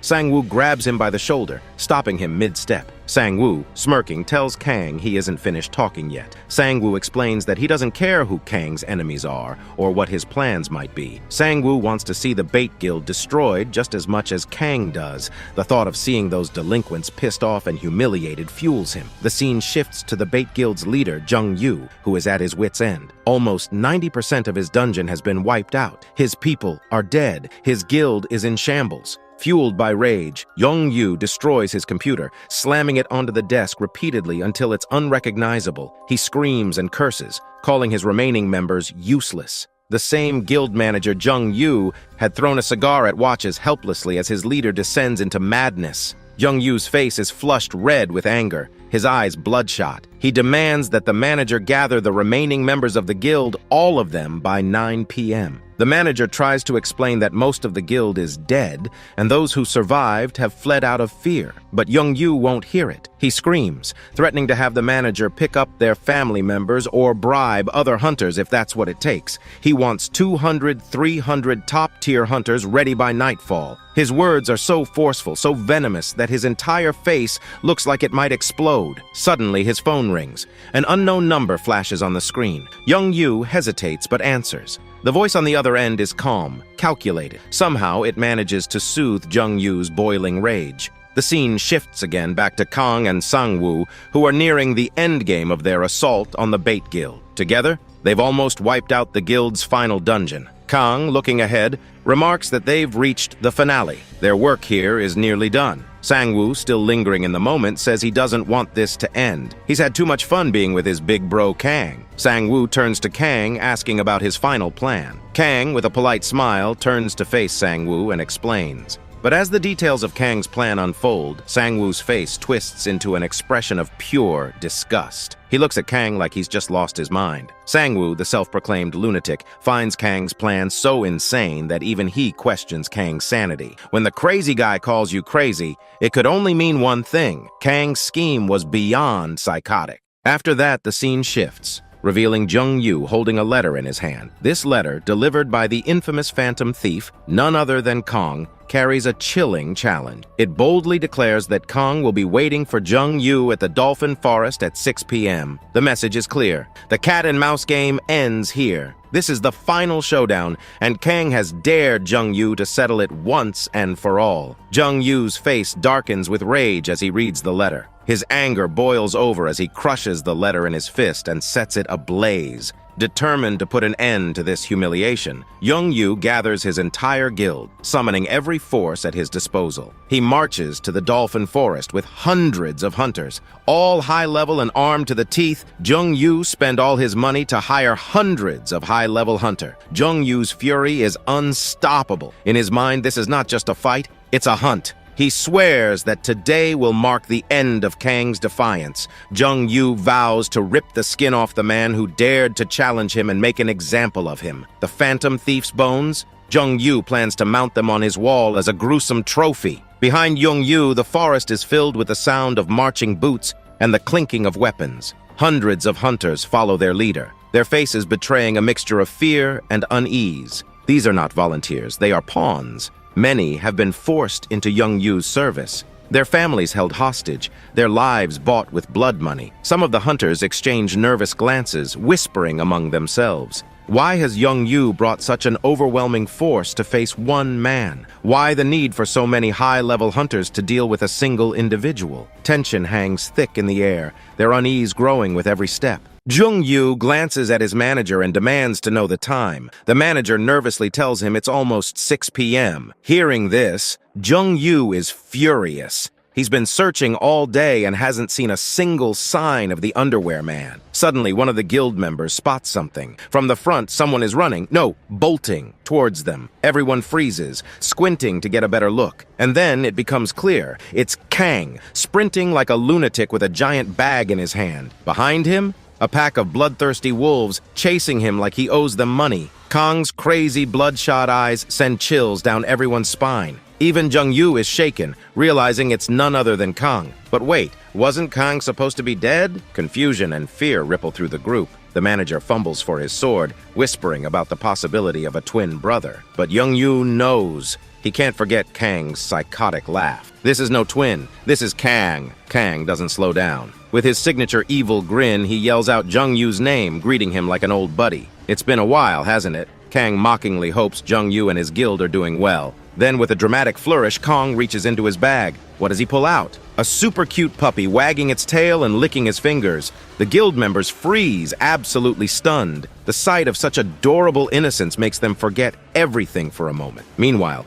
Kang's creepy grin widens as he tightens his grip on the puppy, and then he throws the puppy straight at Jung Yu. The guild members panic. A bald guy in the group screams, calling Kang a lowly bastard. How could he? How could anyone be so cruel as to throw such a cute puppy? The bald guy drops his weapon, diving to catch the puppy mid-air, heroically saving it. He cradles the puppy, whispering, "Daddy's got you," like he's in a cheesy action movie. But Kang isn't done, oh no. With a sinister smirk, he throws his entire bag into the air. Out of it spill 25 more puppies, each falling towards the guild members. The hunters drop their weapons to save the puppies, adoring the cute crying creatures. It's chaos. This is Kang's plan. While the guild is distracted, saving the puppies, the Dolphin wolves, furious that Kang stole their young, charge at the hunters. The wolves maul anyone holding a puppy, and Kang goes wild, killing members one by one with his unstoppable fury. Jung Yu, watching the carnage, realizes the fight is impossible. Kang isn't just insane, he's geniusly evil. The wolves, the puppies, the psychotic grin, this guy planned everything. Knowing they can't win, Jung Yu screams for a retreat. His pride is shattered, but survival is the only option. The remaining members rush toward the dungeon exit, desperate to escape. But just as they reach the portal, Sangwoo appears, his head popping out like a demented game of peekaboo. With a chilling hello, he pulls out a pointy hammer from his inventory and smashes their heads one by one. At this point, even Jesus can't save these guys. The psychopathic duo of Kang and Sangwoo make sure every last member of the guild meets a gruesome end. Rip to the Bait Guild members. They wanted to quit the guild tomorrow, but they didn't make it past tonight. After that, the scene shifts, and we see Sang Yu finally stepping out of the dungeon. With his heavy, pointy weapon, he starts smashing heads one by one. Pop, pop, like balloons bursting in a twisted party. That psychopathic smile on his face says it all. Sang Yu's loving the chaos. The blood splatter painting the air, raining down like some twisted red shower. People are screaming for help, begging Jung Yu to save them. But there he stands, confused, lost in his own head. He's thinking, when the hell did I betray these people? His mind's spinning, his chest tightening. What's happening? His plan's gone to hell, and now it feels like survival's just a sick joke. Jung Yu glances left, then right. Damn, there the demonic wolves were slaughtering his peoples. On his right, Kang is just smashing the guild members, one by one, like some psychopathic vegetable, hacking and slashing. And behind him? Oh yeah, Sang Yu's there too. Smashing the guild from behind, he is enjoying it damn too much. He's trapped. Jung Yu is trapped in a threesome,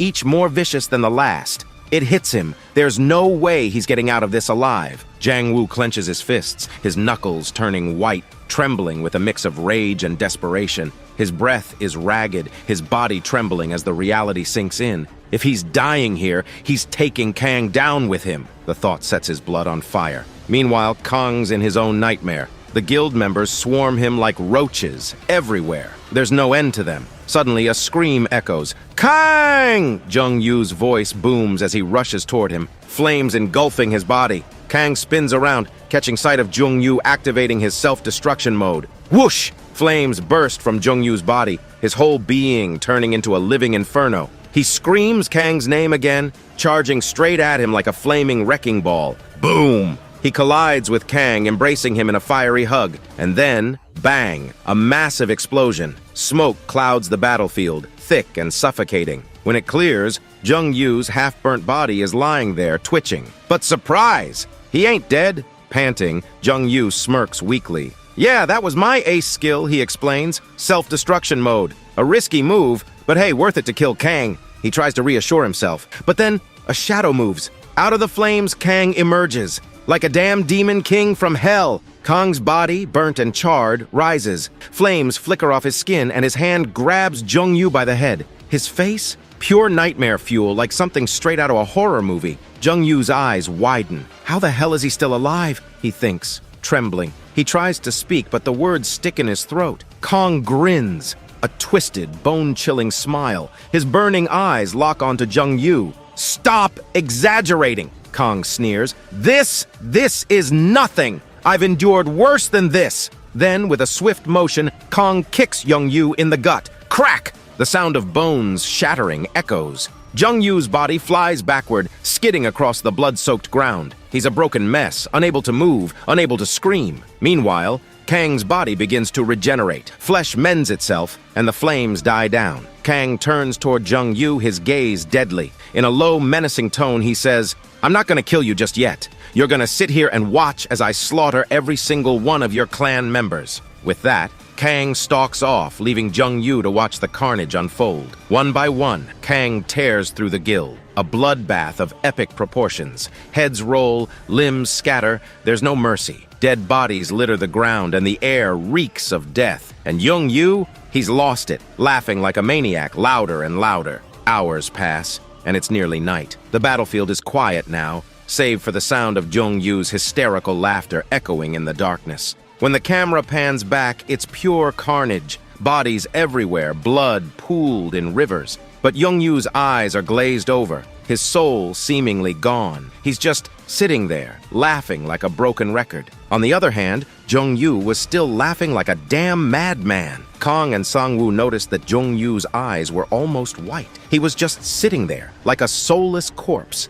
not saying a single word. Jung Yu stared directly at Kang and suddenly questioned what Kang had done to drive Jung Yu this mad. Meanwhile, Jung Yu's thoughts were spinning out of control. He had already accepted that his time was up. He believed he was about to die. But then, the thought of dying hit him hard. He snapped, breaking into loud, ugly crying. Inside, his mind was screaming, "He is the great Jung Yu! How the hell can he die this easily?" Kang stood there, watching the meltdown, looking surprised and slightly confused. Jung Yu, still caught up in his tantrum, suddenly started spilling his life story, letting it all out. Jung-yu confessed that he was the illegitimate child of one of Korea's wealthiest men. Jung-yu revealed how his father, a powerful figure, had a naughty mood one day, played around with a random woman, and boom, Jung-yu was born. His siblings, they acted like Jung-yu didn't even exist. All Jung-yu ever wanted was love, from his mom, from his dad, but nope, not even his mom could stand him. Since he was an illegitimate child,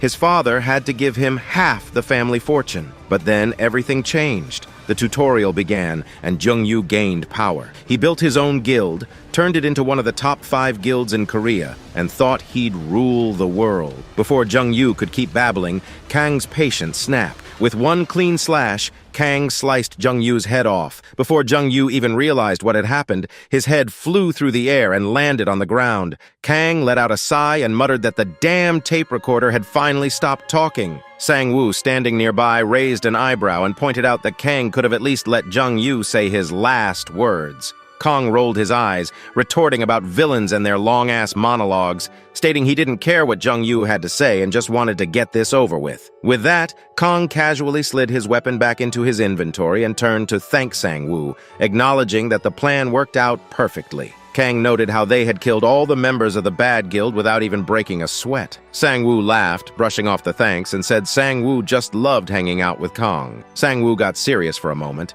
asking Kang how it felt to finally get his long-awaited revenge. Kang rubbed the back of his head, admitting that he didn't feel much. Kang explained that they deserved to die because they were all criminals. Kang compared it to digging out a huge clump of earwax. Not amazing, but refreshing. Sang-woo stared at Kang, completely speechless, before bursting out laughing, teasing Kang about his horrible comparison. As they continued talking, Sang-woo casually offered Kang the loot from all the dead guild members, mentioning that Sang-woo didn't need it because he was already loaded. Kang froze at the mention of money. It hit Kang like a lightning bolt. Money and power were everything in this world. Even though Kang was stronger than the bad guild, they still gave Kang trouble. Kang made up his mind. Kang would become the strongest, richest, and most powerful person out there. No one would mess with Kang ever again. The scene shifted to night. The dungeon gate slowly disappeared, and Kang stood there with a serious expression. He turned toward Sang-woo,